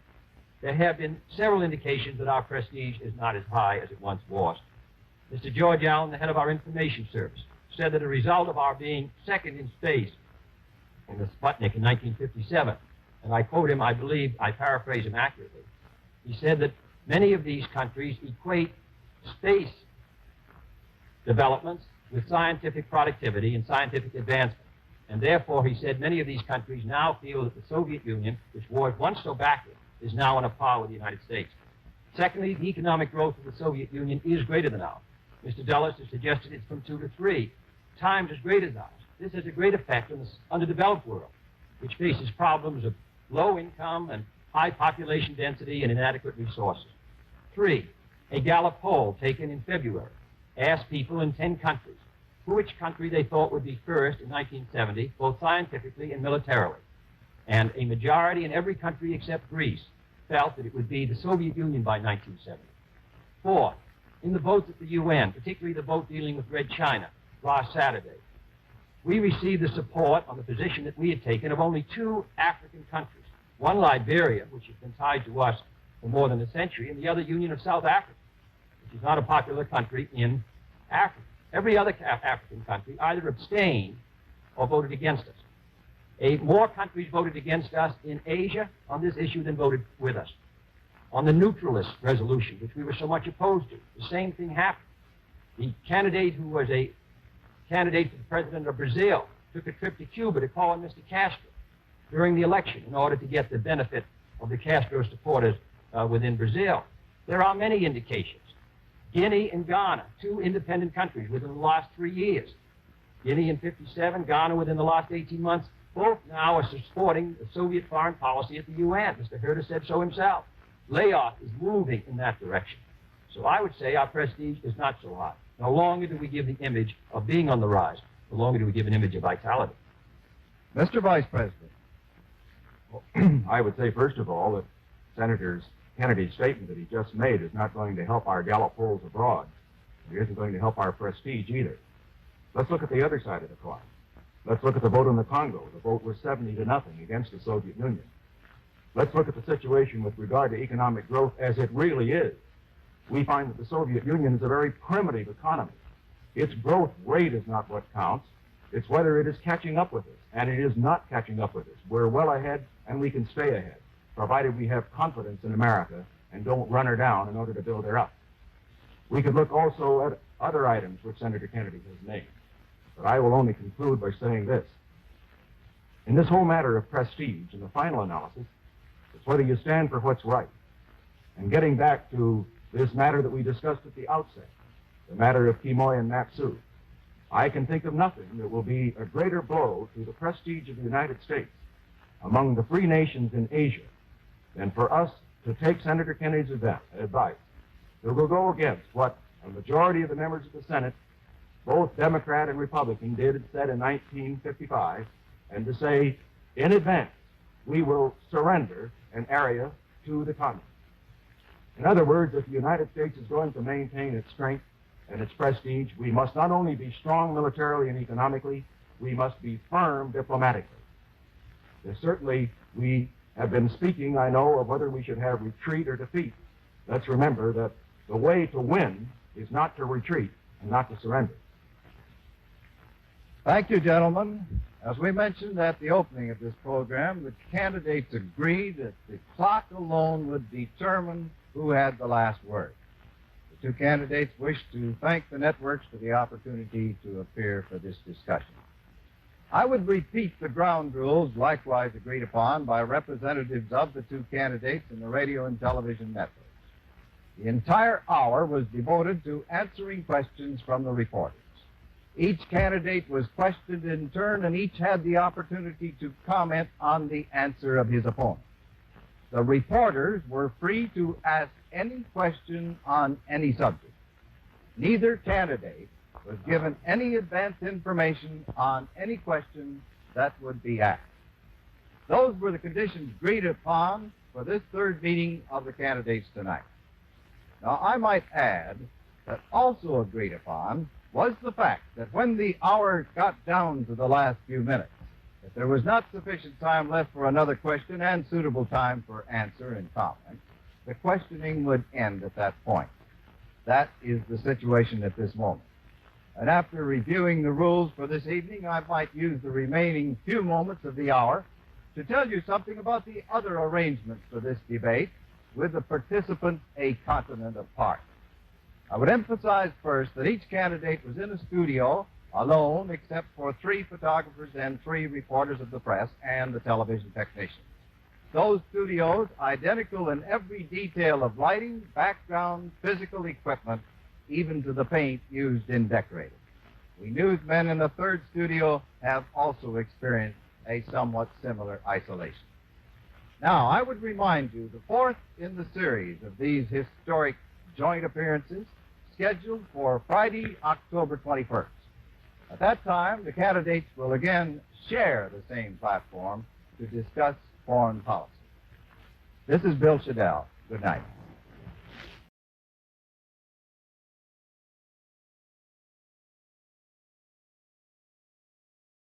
Of ABC News saying good evening from New York, where the 2 major candidates for President of the United States are about to engage in their 4th radio-television discussion of the present campaign. Tonight, these men will confine that discussion to foreign policy. Good evening, Vice President Nixon. Good evening, Mr. Howe. And good evening, Senator Kennedy. Good evening, Mr. Howe. Now let me read the rules and conditions under which the candidates themselves have agreed to proceed. As they did in their first meeting, both men will make opening statements of about 8 minutes each and closing statements of equal time, running 3 to 5 minutes each. During the half hour between the opening and closing statements, the candidates will answer and comment upon questions from a panel of 4 correspondents chosen by the nationwide networks that carry the program. Each candidate will be questioned in turn with opportunity for comment by the other. Each answer will be limited to 2 1/2 minutes, each comment to 1 1/2 minutes. The correspondents are free to ask any questions they choose in the field of foreign affairs. Neither candidate knows what questions will be asked. Time alone will determine the final question. Reversing the order in their first meeting, Senator Kennedy will make the second opening statement and the first closing statement. For the first opening statement, here is Vice President Nixon. Mr. Howe, Senator Kennedy, my fellow Americans. Since this campaign began, I have had a very rare privilege. I have traveled to 48 of the 50 states. And in my travels, I have learned what the people of the United States are thinking about. There is one issue that stands out above all the rest, one in which every American is concerned, regardless of what group he may be a member and regardless of where he may live. And that issue, very simply stated, is this: how can we keep the peace, keep it without surrender? How can we extend freedom, extend it without war? Now, in determining how we deal with this issue, we must find the answer to a very important but simple question. Who threatens the peace? Who threatens freedom in the world? There's only one threat to peace and one threat to freedom, that is presented by the international communist movement. And therefore, if we are to have peace, if we are to keep our own freedom and extend it to others without war, we must know how to deal with the communists and their leaders. I know Mr. Khrushchev. I also have had the opportunity of knowing and meeting other communist leaders in the world. I believe there are certain principles we must find in dealing with him and his colleagues. Principles, if followed, that will keep the peace and that also can extend freedom. First, we have to learn from the past, because we cannot afford to make the mistakes of the past. In the 7 years before this administration came into power in Washington, we found that 600 million people went behind the Iron Curtain.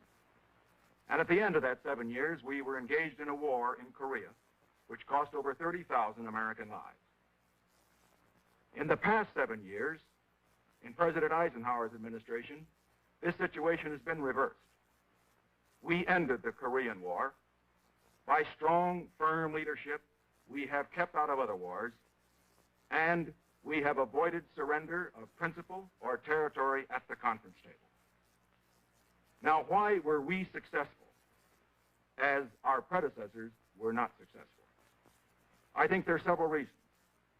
In the first place, they made a fatal error in misjudging the communists, in trying to apply to them the same rules of conduct that you would apply to the leaders of the free world. One of the major errors they made was the one that led to the Korean War. In ruling out the defense of Korea, they invited aggression in that area. They thought they were going to have peace. It brought war. We learned from their mistakes. And so in our 7 years, we find that we have been firm in our diplomacy. We have never made concessions without getting concessions in return. We have always been willing to go the extra mile to negotiate for disarmament or in any other area. But we have never been willing to do anything that, in effect, surrendered freedom any place in the world. That is why President Eisenhower was correct in not apologizing or expressing regrets to Mr. Khrushchev at the Paris conference, as Senator Kennedy suggested he could have done. That is why President Eisenhower was also correct in his policy in the Formosa Strait, where he declined and refused to follow the recommendations which Senator Kennedy voted for in 1955, again made in 1959, again repeated in his debates that you have heard, recommendations with regard to, again, slicing off a piece of free territory and abandoning it, in effect, to the communists. Why did the president feel this was wrong, and why was the president right and his critics wrong?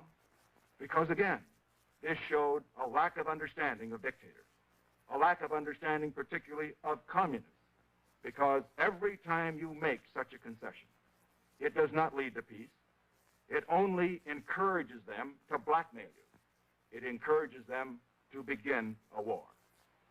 And so I say that the record shows that we know how to keep the peace, to keep it without surrender. Let us move now to the future. It is not enough to stand on this record, because we are dealing with the most ruthless, fanatical leaders that the world has ever seen. That is why I say that in this period of the 60s, America must move forward in every area. First of all, although we are today, as Senator Kennedy has admitted, the strongest nation in the world militarily, we must increase our strength. Increase it so that we will always have enough strength that regardless of what our potential opponents have, if they should launch a surprise attack, we will be able to destroy their war-making capability. They must know, in other words, that it is national suicide if they begin anything. We need this kind of strength because we're the guardians of the peace. In addition to military strength, we need to see that the economy of this country continues to grow. It has grown in the past 7 years. It can and will grow even more in the next 4. And the reason that it must grow even more is because we have things to do at home, and also because we are in a race for survival, a race in which it isn't enough to be ahead. It isn't enough simply to be complacent. We have to move ahead in order to stay ahead. And that is why in this field, I have made recommendations which I am confident will move the American economy ahead. Move it firmly and soundly so that there will never be a time when the Soviet Union will be able to challenge our superiority in this field. And so we need military strength, we need economic strength, we also need the right diplomatic policies. What are they? Again, we turn to the past. Firmness, but no belligerence. And by no belligerence, I mean that we do not answer insult by insult. When you are proud and confident of your strength, you do not get down to the level of Mr. Khrushchev and his colleagues. And that example that President Eisenhower has set, we will continue to follow. But all this, by itself, is not enough. It is not enough for us simply to be the strongest nation militarily, the strongest economically, and also to have firm diplomacy. We must have a great goal, and that is not just to keep freedom for ourselves, but to extend it to all the world. To extend it to all the world because that is America's destiny. To extend it to all the world because the communist aim is not to hold their own, but to extend communism. And you cannot fight a victory for communism or a strategy of victory for communism with a strategy simply of holding the line. And so I say that we believe that our policies of military strength, of economic strength, of diplomatic firmness, first will keep the peace and keep it without surrender. We also believe that in the great field of ideals, that we can lead America to the victory for freedom, victory in the newly developing countries, victory also in the captive countries, provided we have faith in ourselves and faith in our principles. Now the opening statement of Senator Kennedy. Mr. Howe, Mr. Vice President. First, let me again try to correct the record on the matter of Quemoy and Matsu. I voted for the Formosa Resolution in 1955. I have sustained it since then.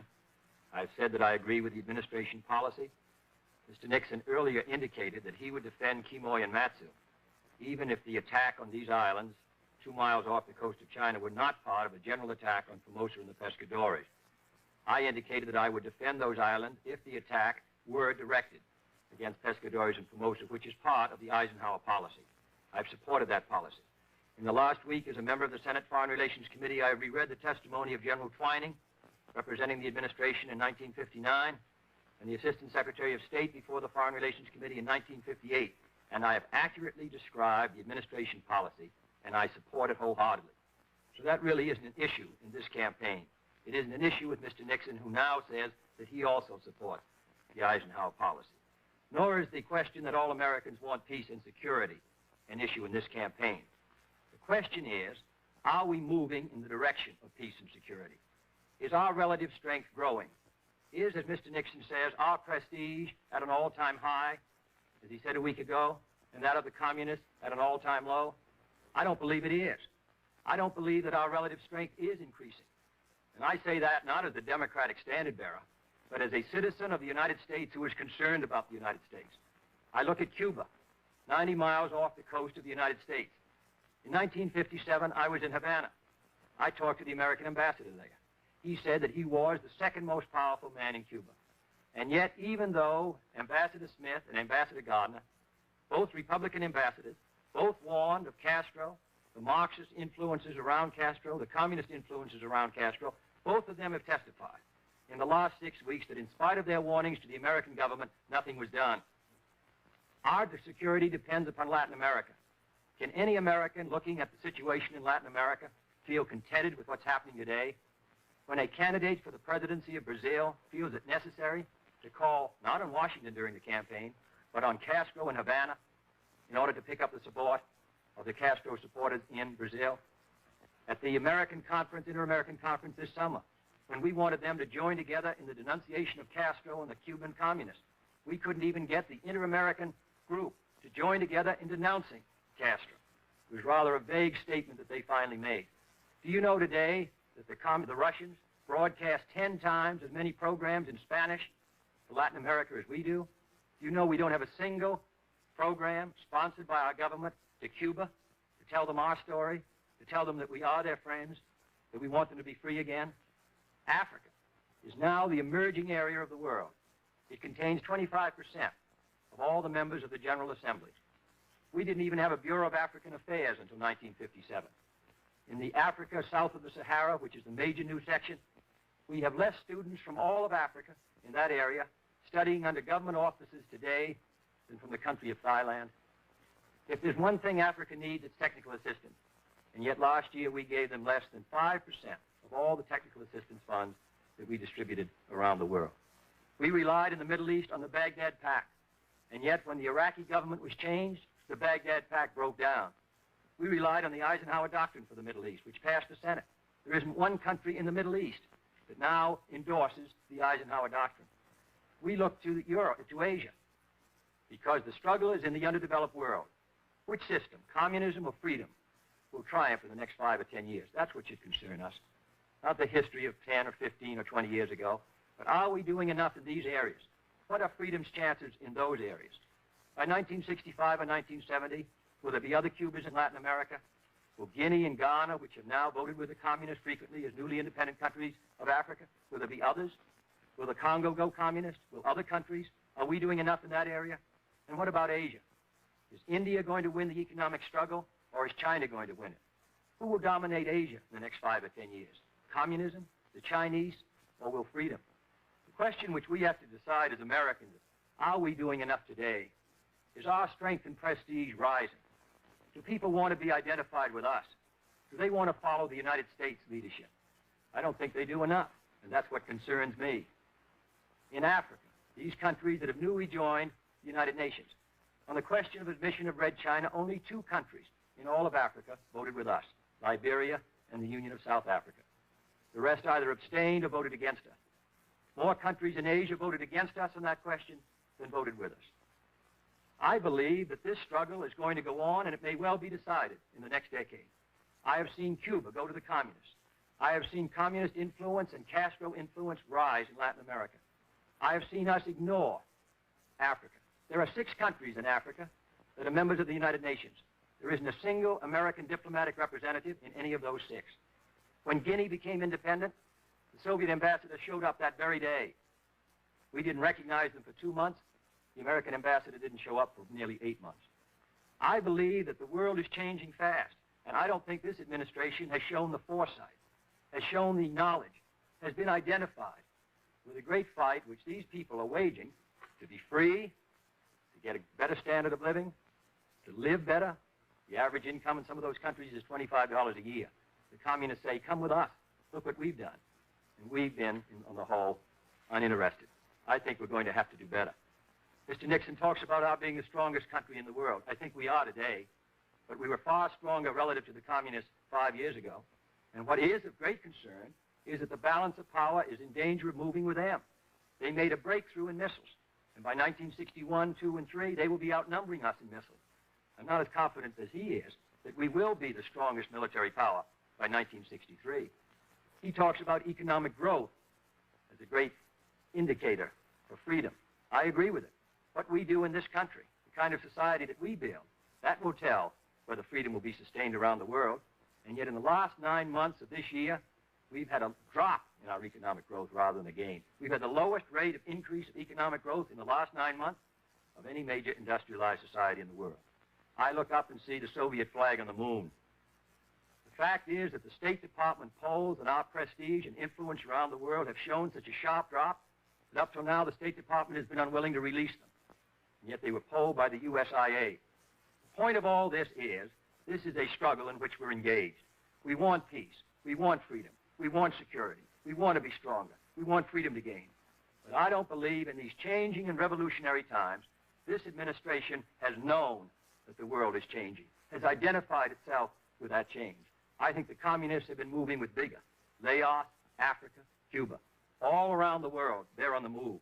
I think we have to revitalize our society. I think we have to demonstrate to the people of the world that we're determined in this free country of ours to be first, not first if, not first but, not first when, but first. And when we are strong and when we are first, then freedom gains, then the prospects for peace increase, then the prospects for our security gain. That completes the opening statements. Now the candidates will answer and comment upon questions put by these four correspondents: Frank Singheiser of Mutual News, John Edwards of ABC News, Walter Cronkite of CBS News, John Chancellor of NBC News. Frank Singheiser has the first question for Vice President Nixon. Mr. Vice President, I'd like to pin down the difference between the way you would handle Castro's regime and prevent the establishment of communist governments in the Western Hemisphere and the way that Senator Kennedy would proceed. Vice President Nixon, in what important respects do you feel there are differences between you, and why do you believe your policy is better for the peace and security of the United States in the Western Hemisphere? Our policies are very different. I think that Senator Kennedy's policies and recommendations for the handling of the Castro regime are probably the most dangerously irresponsible recommendations that he's made during the course of this campaign. In effect, what Senator Kennedy recommends is that the United States government should give help to the exiles and to those within Cuba who oppose the Castro regime, provided they are anti-Batista. Now let's just see what this means.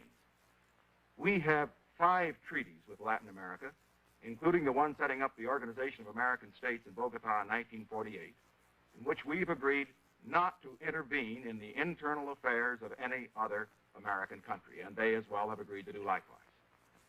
The Charter of the United Nations, its preamble, Article 1 and Article 2, also provide that there shall be no intervention by one nation in the internal affairs of another. Now, I don't know what Senator Kennedy suggests when he says that we should help those who oppose the Castro regime, both in Cuba and without. But I do know this, that if we were to follow that recommendation, that we would lose all of our friends in Latin America, we would probably be condemned in the United Nations, and we would not accomplish our objective. I know something else. It would be an open invitation for Mr. Khrushchev to come into Latin America and to engage us in what would be a civil war and possibly even worse than that. This is the major recommendation that he's made. Now, what can we do? Well, we can do what we did with Guatemala. There was a communist dictator that we inherited from the previous administration. We quarantined Mr. Arbenz. The result was that the Guatemalan people themselves eventually rose up and they threw him out. We are quarantining Mr. Castro today. We are quarantining him diplomatically by bringing back our ambassador, economically by cutting off trade, and Senator Kennedy's suggestion that the trade that we cut off is not significant is just 100% wrong. We are cutting off the significant items that the Cuban regime needs in order to survive. By cutting off trade, by cutting off our diplomatic relations, as we have, we will quarantine this regime so that the people of Cuba themselves will take care of Mr. Castro. But for us to do what Senator Kennedy has suggested would bring results which I know he would not want, and certainly which the American people would not want. Mr. Nixon showed himself misinformed. He surely must be aware that most of the equipment and arms and resources for Castro came from the United States, flowed out of Florida and other parts of the United States to Castro in the mountains. There isn't any doubt about that, number one. Number two, I believe that if any economic sanctions against Latin America are going to be successful, they have to be multilateral.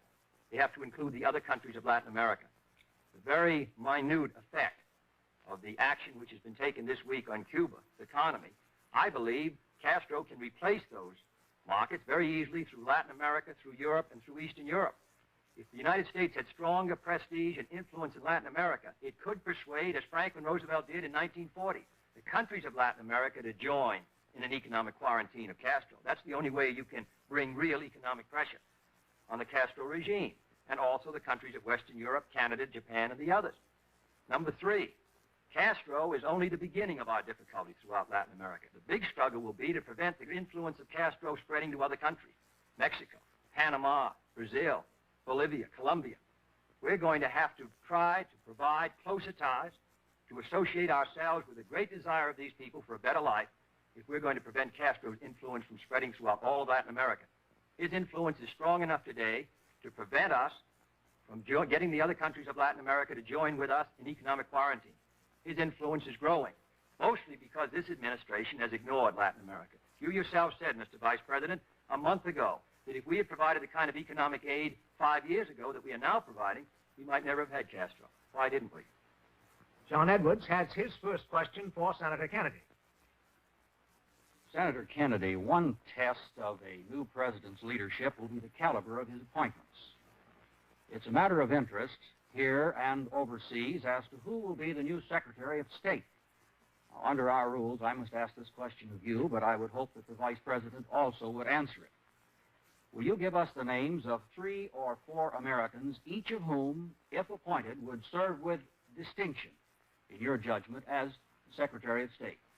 Mr. Edwards, I don't think it's a wise idea for presidential candidates to appoint the members of his cabinet prospectively or suggest 4 people, indicate that one of them surely will be appointed. This is a decision that the President of the United States must make. The last candidate who indicated that who his cabinet was going to be was Mr. Dewey in 1948. This is a race between the Vice President and myself for the presidency of the United States. There are a good many able men who could be Secretary of State. I have made no judgment about who should be the Secretary of State. I think that judgment could be made after election if I'm successful. The people have to make a choice between Mr. Nixon and myself, between the Republican Party and the Democratic Party, between our approach to the problems which now disturb us as a nation and disturb us as a world power. The President bears the constitutional responsibility, not the Secretary of State, for the conduct of foreign affairs. Some presidents have been strong in foreign policy. Others have relied heavily on the Secretary of State. I have been a member of the Senate Foreign Relations Committee. I run for the presidency with full knowledge that his great responsibility, really, given to them by the Constitution and by the force of events, is in the field of foreign affairs. I'm asking the people's support as president. We will select the best men we can get, but I have not made a judgment, and I have not narrowed down a list of 3 or 4 people among whom would be the candidate. Mr. Vice President, do you have a comment? Mr. Edwards, as you probably know, I have consistently answered all questions with regard to who will be in the next cabinet by saying that that is the responsibility of the next president, and it would be inappropriate to make any decisions on that or to announce any prior to the time that I had the right to do so. So that was my answer to this question. If you don't mind, I'd like to use the balance of the time to respond to one of the comments that Senator Kennedy made on the previous question. He was talking about the Castro regime and what we had been doing in Latin America. I would like to point out that when we look at our programs in Latin America, we find that we have appropriated 5 times as much for Latin America as was appropriated by the previous administration. We find that we have $2 billion more for the Export-Import Bank. We have a new bank for Latin America alone of $1 billion. We have the new program, which was submitted at the Bogota conference, this new program that President Eisenhower submitted, approved by the last Congress, for $500 million. We have moved in Latin America very effectively, and I'd also like to point this out. Senator Kennedy complains very appropriately about our inadequate radio broadcast for Latin America. Let me point out again that his Congress, the Democratic Congress, has cut $80 million off of the Voice of America appropriations. Now, he has to get a better job out of his Congress if he's going to get us the money that we need to conduct the foreign affairs of this country in Latin America or anyplace else. Walter Cronkite, you have your first question for Vice President Nixon. Thank you, Quincy. Mr. Vice President, Senator Fulbright, and now tonight Senator Kennedy, maintain that the administration is suppressing a report by the United States Information Agency that shows a decline in United States prestige overseas. Are you aware of such a report? And if you are aware of the existence of such a report, should not that report, because of the great importance this issue has been given in this campaign, be released to the public? Mr. Cronkite, I naturally am aware of it because I, of course, pay attention to everything Senator Kennedy says, as well as Senator Fulbright. Now, in this connection, I want to point out that the facts simply aren't as stated. First of all, the report to which Senator Kennedy refers is one that was made many, many months ago and related particularly to the period immediately after Sputnik. Second, as far as this report is concerned, I would have no objection to having it made public. Third, I would say this with regard to this report, with regard to Gallup polls of prestige abroad, and everything else that we've been hearing about. What about American prestige abroad? America's prestige abroad will be just as high as the spokesmen for America allow it to be. Now, when we have a presidential candidate, for example, Senator Kennedy, stating over and over again that the United States is second in space, and the fact of the matter is that the space score today is 28-8. We've had 28 successful shots, they've had 8. When he states that we're second in education, and I have seen Soviet education, and I've seen ours, and we're not, that we're second in science, because they may be ahead in one area or another, when overall we're way ahead of the Soviet Union and all other countries in science. When he says, as he did in January of this year, that we have the worst slums, that we have the most crowded schools, when he says that 17 million people go to bed hungry every night, when he makes statements like this, what does this do to American prestige? Well, it can only have the effect, certainly, of reducing it. Let me make one thing clear. Senator Kennedy has a responsibility to criticize those things that are wrong, but he has also a responsibility to be right in his criticism. Every one of these items that I've mentioned, he's been wrong, dead wrong. And for that reason, he has contributed to any lack of prestige. Finally, let me say this. As far as prestige is concerned, the first place it would show up would be in the United Nations. Now, Senator Kennedy has referred to the vote on communist China. Let's look at the vote on Hungary. There we got more votes for condemning Hungary and looking into that situation than we got the last year. Let's look at the reaction to Khrushchev and Eisenhower at the last UN session. Did Khrushchev gain because he took his shoe off and pounded the table and shouted and insulted? Not at all. The president gained, America gained, by continuing the dignity, the decency that has characterized us, and it's that that keeps the prestige of America up, not running down America the way Senator Kennedy's been running her down. Comment, Senator Kennedy? I really don't need Mr. Nixon to tell me about what my responsibilities are as a citizen. I've served this country for 14 years in the Congress and before that in the service. I have just as high a devotion, just as high an opinion. What I downgrade, Mr. Nixon, is the leadership the country's getting, not the country. Now, I didn't make most of the statement that you said I made. I believe the Soviet Union is first in outer space. We may have made more shots with the size of their rocket thrust. I think that color television is not as important as rocket thrust. Secondly, I didn't say we had the worst slums in the world. I said we had too many slums, and that they are bad, and we ought to do something about them, and we ought to support housing legislation, which this administration has opposed. I didn't say we had the worst education in the world. What I said was that 10 years ago, we were producing twice as many scientists and engineers as the Soviet Union, and today they're producing twice as many as we are, and that this affects our security around the world. And four, I believe that the polls and other studies and votes in the United Nations and anyone reading the paper and any citizen of the United States must come to the conclusion that the United States no longer carries the same image of a vital society on the move with its brightest days ahead as it carried a decade or 2 decades ago. Part of that is because we've stood still here at home, because we haven't met our problems in the United States, because we haven't had a moving economy. Part of that, as the Gallup poll showed, is because the Soviet Union made a breakthrough in outer space. Mr. George Allen, head of your information services, said that made the people of the world begin to wonder whether we were first in science. We're first in other areas of science, But in space, which is the new science, we're not first. John Chancellor, your first question for Senator Kennedy.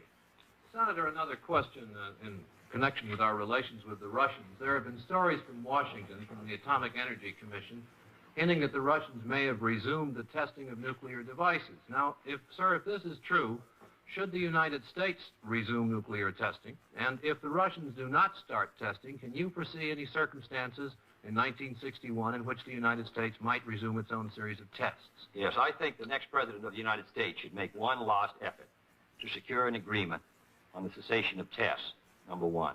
I think we should go back to Geneva, who's ever elected president, Mr. Nixon or myself, and try once again. If we fail then, if we're unable to come to an agreement, and I hope we can come to an agreement, because it does not merely involve now the United States, Britain, France, and the Soviet Union as atomic powers. Because of new breakthroughs in atomic energy technology, there's some indications that by the time the next president's term of office has come to an end, there may be 10, 15, or 20 countries with an atomic capacity. Perhaps that many testing bombs, with all the effect that it could have on the atmosphere, and with all the chances that more and more countries will have an atomic capacity, with more and more chance of war.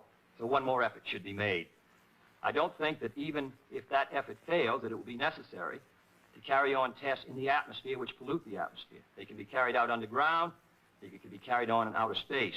But I believe the effort should be made once more by who's ever elected president of the United States. If we fail, it's been a great, serious failure for everyone, for the human race. I hope we can succeed. But then if we fail, responsibility will be clearly on the Russians, and then we'll have to meet our responsibilities to the security of the United States. And there may have to be testing underground. I think the Atomic Energy Committee is prepared for it. There may be testing in outer space. I hope it will not be necessary for any power to resume testing in the atmosphere. It's possible to detect those kind of tests, the kind of tests which you can't detect are underground or perhaps in outer space. So that I'm hopeful we can try once more. If we fail, then we must meet our responsibilities to ourselves. But I'm most concerned about the whole problem of the spread of atomic weapons. China may have it by 1963. Egypt. War has been the constant companion of mankind. So to have these weapons disseminated around the world, I believe, means that we're going to move through a period of hazard in the next few years. We ought to make one last effort. Any comment, Mr. Vice President? Yes.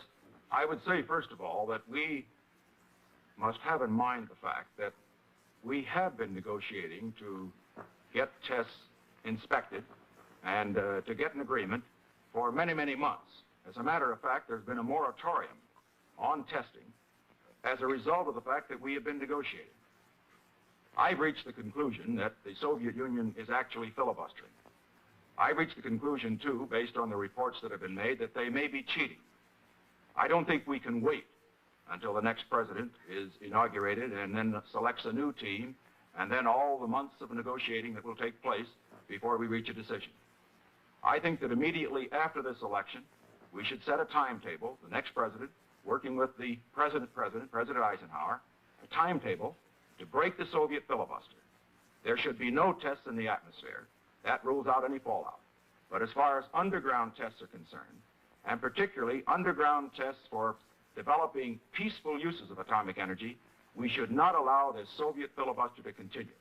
I think it's time for them to fish or cut bait. I think that the next president, immediately after his election, should sit down with the president, work out a timetable, and get a decision on this before January of next year. Our second round of questions begins with one from Mr. Edwards for the Vice President. Mr. Nixon, carrying forward this business about a timetable, as you know, the pressures are increasing for a summit conference. Now, both you and Senator Kennedy have said that there are certain conditions which must be met before you would meet with Khrushchev. Will you be more specific about these conditions? Well, the conditions I laid out in one of our previous television debates, and it's rather difficult to be much more specific than that. First of all, we have to have adequate preparation for a summit conference. This means at the Secretary of State level and at the ambassadorial level. By adequate preparation, I mean that at that level, we must prepare an agenda agreed upon with the approval of the heads of state involved.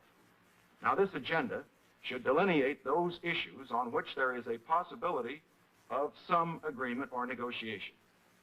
I don't believe we should go to a summit conference unless we have such an agenda unless we have some reasonable assurance from Mr. Khrushchev that he intends seriously to negotiate on those points.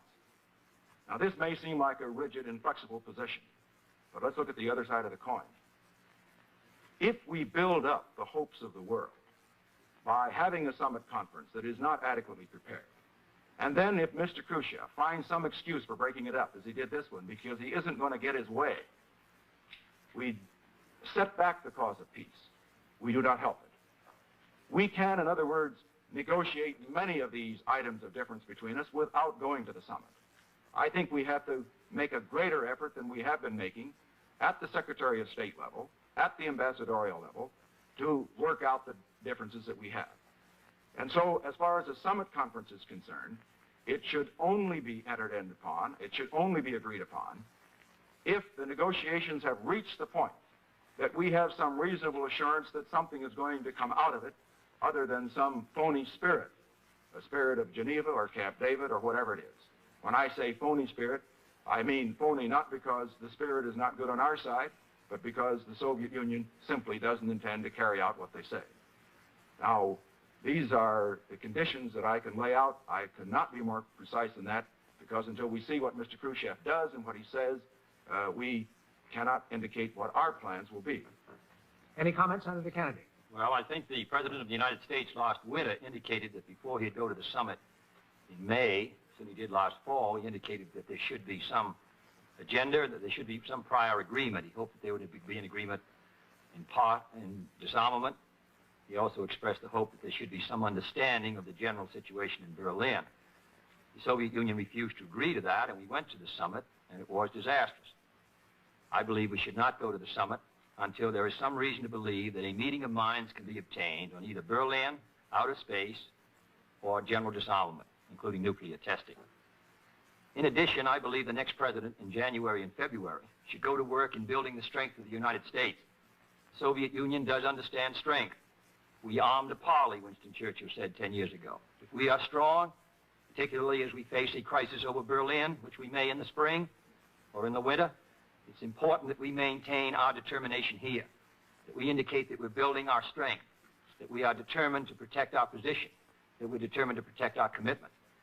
And then I believe we should indicate our desire to live at peace with the world.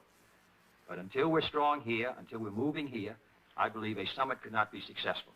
I hope that before we do meet, there will be preliminary agreements on those 4 questions, or at least 2 of them, or even 1 of them, which would warrant such a meeting. I think if we had stuck by that position last winter, we would have been in a better position in May. We have time for only 1 or 2 more questions before the closing statements. Now, Walter Cronkite's question for Senator Kennedy. Senator, the charge has been made frequently that the United States for many years has been on the defensive around the world, that our policy has been one of reaction to the Soviet Union rather than positive action on our own. What areas do you see where the United States might take the offensive in a challenge to communism over the next 4 to 8 years? One of the areas, and of course the most vulnerable area, is I have felt has been Eastern Europe. I've been critical of the administration's failure to suggest policies which would make it possible for us to establish, for example, closer relations with Poland, particularly after the 55-56 period and the Hungarian Revolution. We indicated at that time that we were not going to intervene militarily. But there was a period there when Poland demonstrated a national independence, and even the Polish government moved some distance away from the Soviet Union. I suggested that we amend our legislation so that we could enjoy closer economic ties. We received the support first of the administration and then not. We were defeated by 1 vote in the Senate.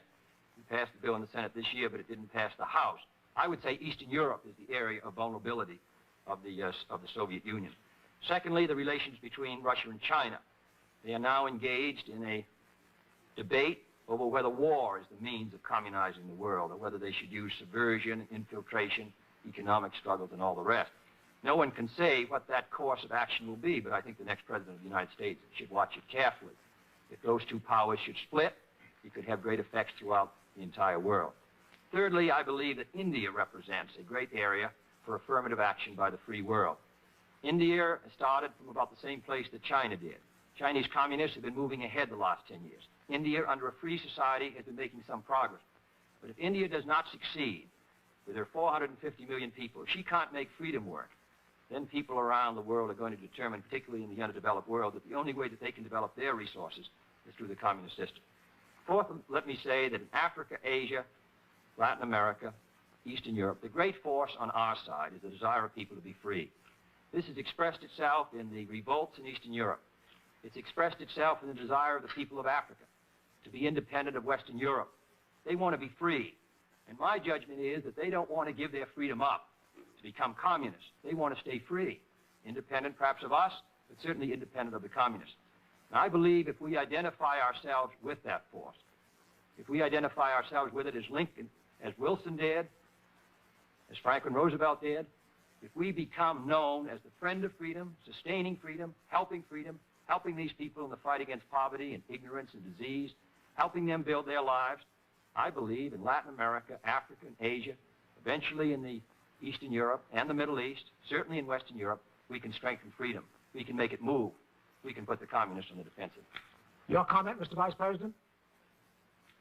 First, with regard to Poland, when I talked to Mr. Gomulka, the present leader of Poland, for 6 hours in Warsaw last year, I learned something about their problems, and particularly his. Right under the Soviet gun, with Soviet troops there, he is in a very difficult position in taking anything independent, a position which would be independent of the Soviet Union. And yet, let's just see what we've done for Poland. $500 million worth of aid has gone to Poland, primarily economic, primarily to go to the people of Poland. This should continue, and it can be stepped up, to give them hope and to keep alive the hope for freedom that I can testify they have so deeply within them. In addition, we can have more exchange with Poland or with any other of the Iron Curtain countries which show some desire to take a different path than the path that has been taken by the ones that are complete satellites of the Soviet Union. Now, as far as the balance of the world is concerned, I, of course, don't have as much time as Senator Kennedy had. I would just like to add with one point. If we are going to have the initiative in the world, we must remember that the people of Africa and Asia and Latin America don't want to be pawns simply in a struggle between two great powers, the Soviet Union and the United States. We have to let them know that we want to help them, not because we're simply trying to save our own skins, not because we're simply trying to fight communism, but because we care for them, because we stand for freedom, because if there were no communism in the world, we would still fight poverty and misery and disease and tyranny. If we can get that across to the people of these countries in this decade of the 60s, the struggle for freedom will be won. John Chancellor's question for Vice President Nixon. Sir, I'd like to ask you another question about Quemoy and Matsu. Both you and Senator Kennedy say you agree with the President on this subject and with our treaty obligations. But the subject remains in the campaign as an issue. Now, sir, is this because each of you feels obliged to respond to the other when he talks about Quemoy and Matsu? And if that's true, do you think an end should be called to this discussion, or will it stay with us as a campaign issue? I would say that the issue will stay with us as a campaign issue just as long as Senator Kennedy persists in what I think is a fundamental error. He says he supports the President's position. He says that he voted for the resolution. Well, just let me point this out. He voted for the resolution in 1955, which gave the President the power to use the forces of the United States to defend Formosa and the offshore islands. But he also voted then for an amendment, which was lost, fortunately, an amendment which would have drawn a line and left out those islands and denied the right to the President to defend those islands if he thought that it was an attack on Formosa. He repeated that error in 1959 in a speech that he made. He repeated it again in a television debate that we had. Now, my point is this. Senator Kennedy has got to be consistent here. Either he's for the President and he's against the position that those who oppose the President in 55 and 59, and the Senator's position itself stated the other day in our debate, either he is for the President and against that position, or we simply have a disagreement here that must continue to be debated. Now, if the Senator in his answer to this question will say, I now will depart or retract my previous views. I think I was wrong in 1955. I think I was wrong in 1959. And I think I was wrong in our television debate to say that we should draw a line leaving out Quemoy and Matsu. Draw a line, in effect, abandoning these islands to the communists, then this will be right out of the campaign because there will be no issue between us. I support the president's position. I have always opposed drawing a line. I have opposed drawing a line because I know that the moment you draw a line, that is an encouragement for the communists to attack, to step up their blackmail and to force you into the war that none of us want. And so I would hope that Senator Kennedy, in his answer today, would clear it up. It isn't enough for him to say, I support the president's position, that I voted for the resolution. Of course he voted for the resolution. It was virtually unanimous. But the point is, what about his error in voting for the amendment, which was not adopted, and then persisting in it, in 59, persisting in it into the debate? It's very simple for him to clear it up. He can say now that he no longer believes that a line should be drawn, leaving these islands out of the perimeter of defense. If he says that, this issue will not be discussed in the campaign. Senator Kennedy, your comment? Well, Mr. Nixon, to go back to 1955, the resolution commits the President in the United States, which I supported, to defend Formosa, the Pescadores, and if it was his military judgment, these islands. Then the President sent a mission composed of Admiral Radford and Mr. Robertson to persuade Chiang Kai-shek in the spring of '55 to withdraw from the two islands because they were exposed. The President was unsuccessful. Chiang Kai-shek would not withdraw. I refer to the fact that in 1958, as a member of the Senate Foreign Relations Committee, I'm very familiar with the position that the United States took in negotiating with the Chinese communists on these two islands. General Twining, in January '59, described the position of the United States. The position of the United States has been that this build-up, in the words of the President, has been foolish. Mr. Herter has said these islands are indefensible. Chiang Kai-shek will not withdraw. Because he will not withdraw, because he's committed to these islands, because we've been unable to persuade him to withdraw, we are in a very difficult position. And therefore, the President's judgment has been that we should defend the islands if in his military judgment and the judgment of the commander in the field, the attack on these islands should be part of an overall attack on Formosa. I support that in view of the difficulties we've had with the islands, in view of the difficulties and disputes we've had with Chiang Kai-shek. That's the only position we can't take. That's not the position you took, however. The first position you took when this matter first came up was that we should draw the line and commit ourselves as a matter of principle to defend these islands, not as part of the defense of Formosa and the Pescadores. You showed no recognition of the administration program to try to persuade Chiang Kai-shek for the last 5 years to withdraw from the islands. And I challenge you tonight to deny that the administration has sent at least several missions to persuade Chiang Kai-shek to withdraw from these islands.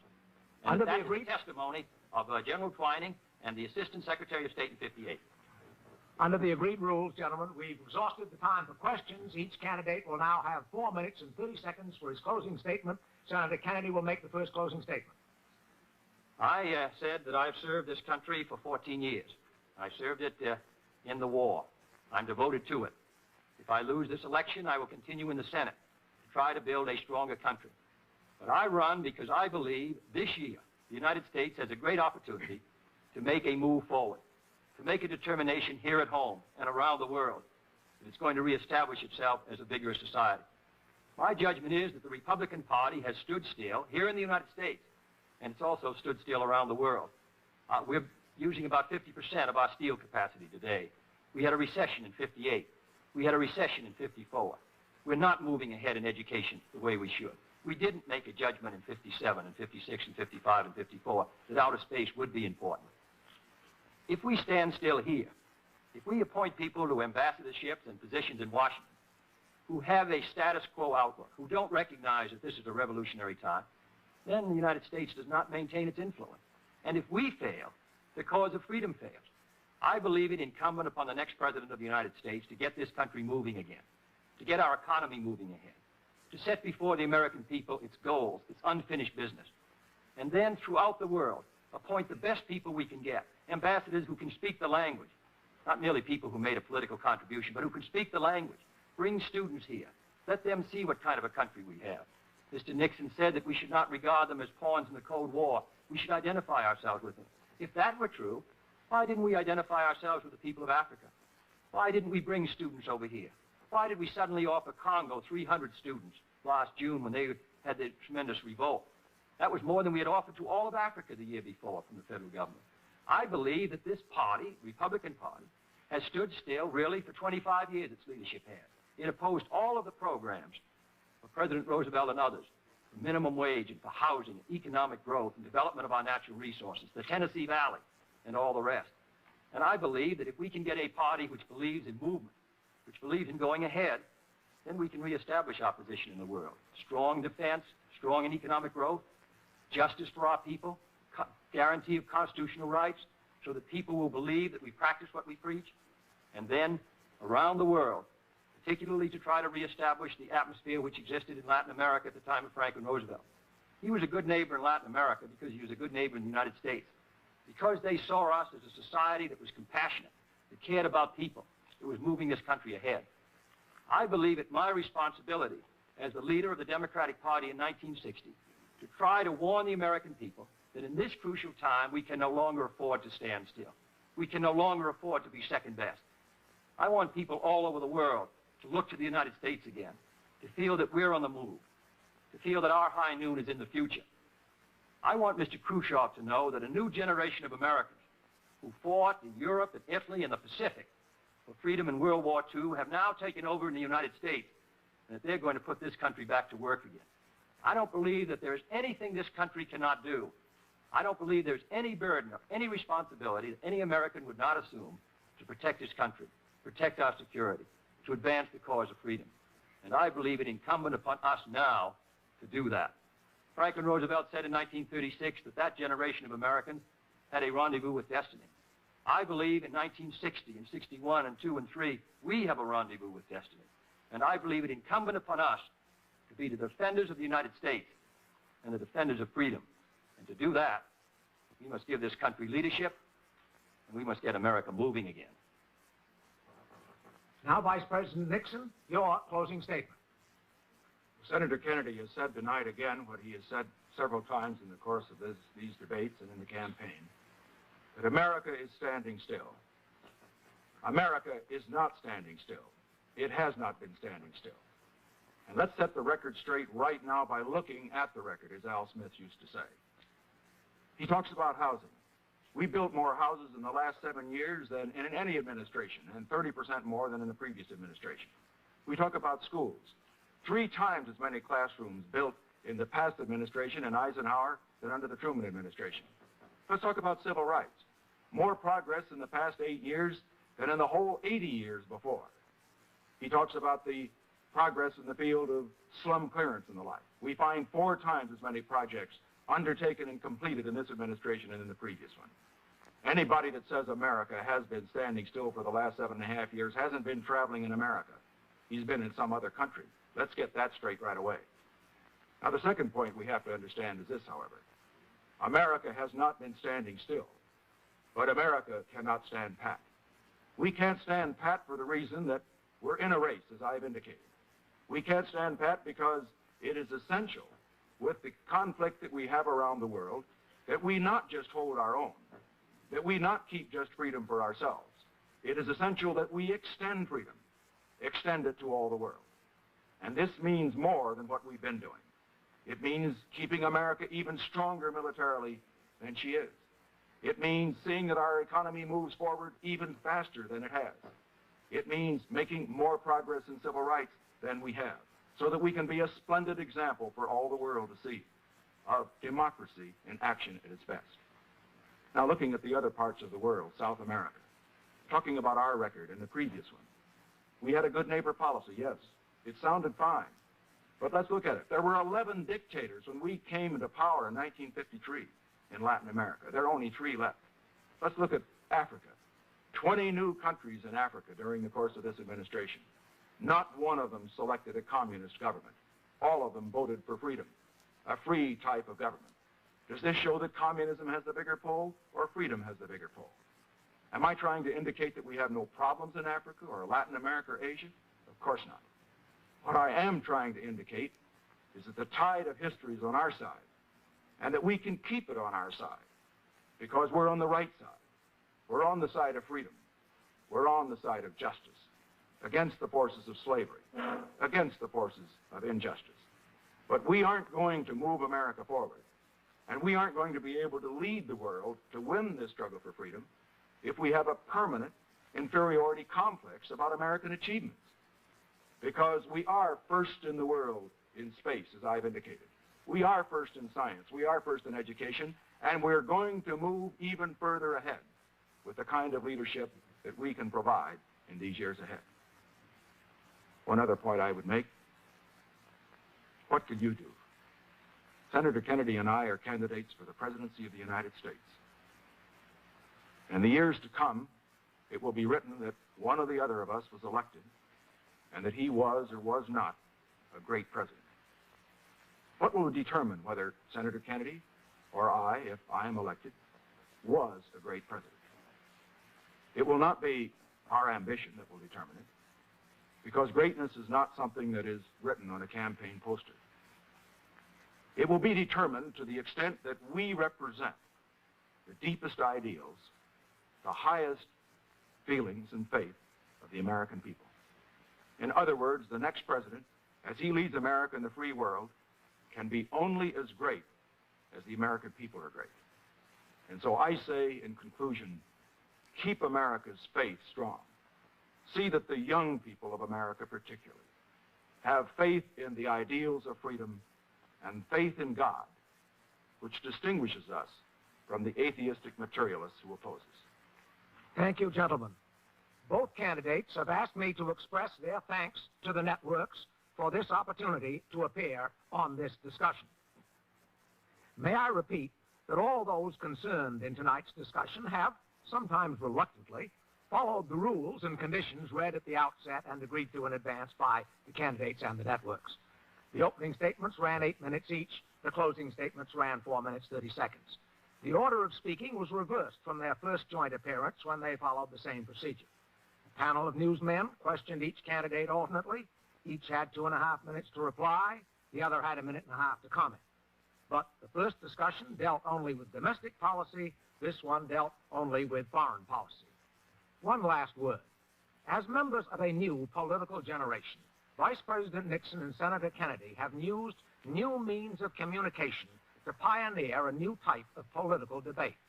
The character and courage with which these two men have spoken sets a high standard for generations to come.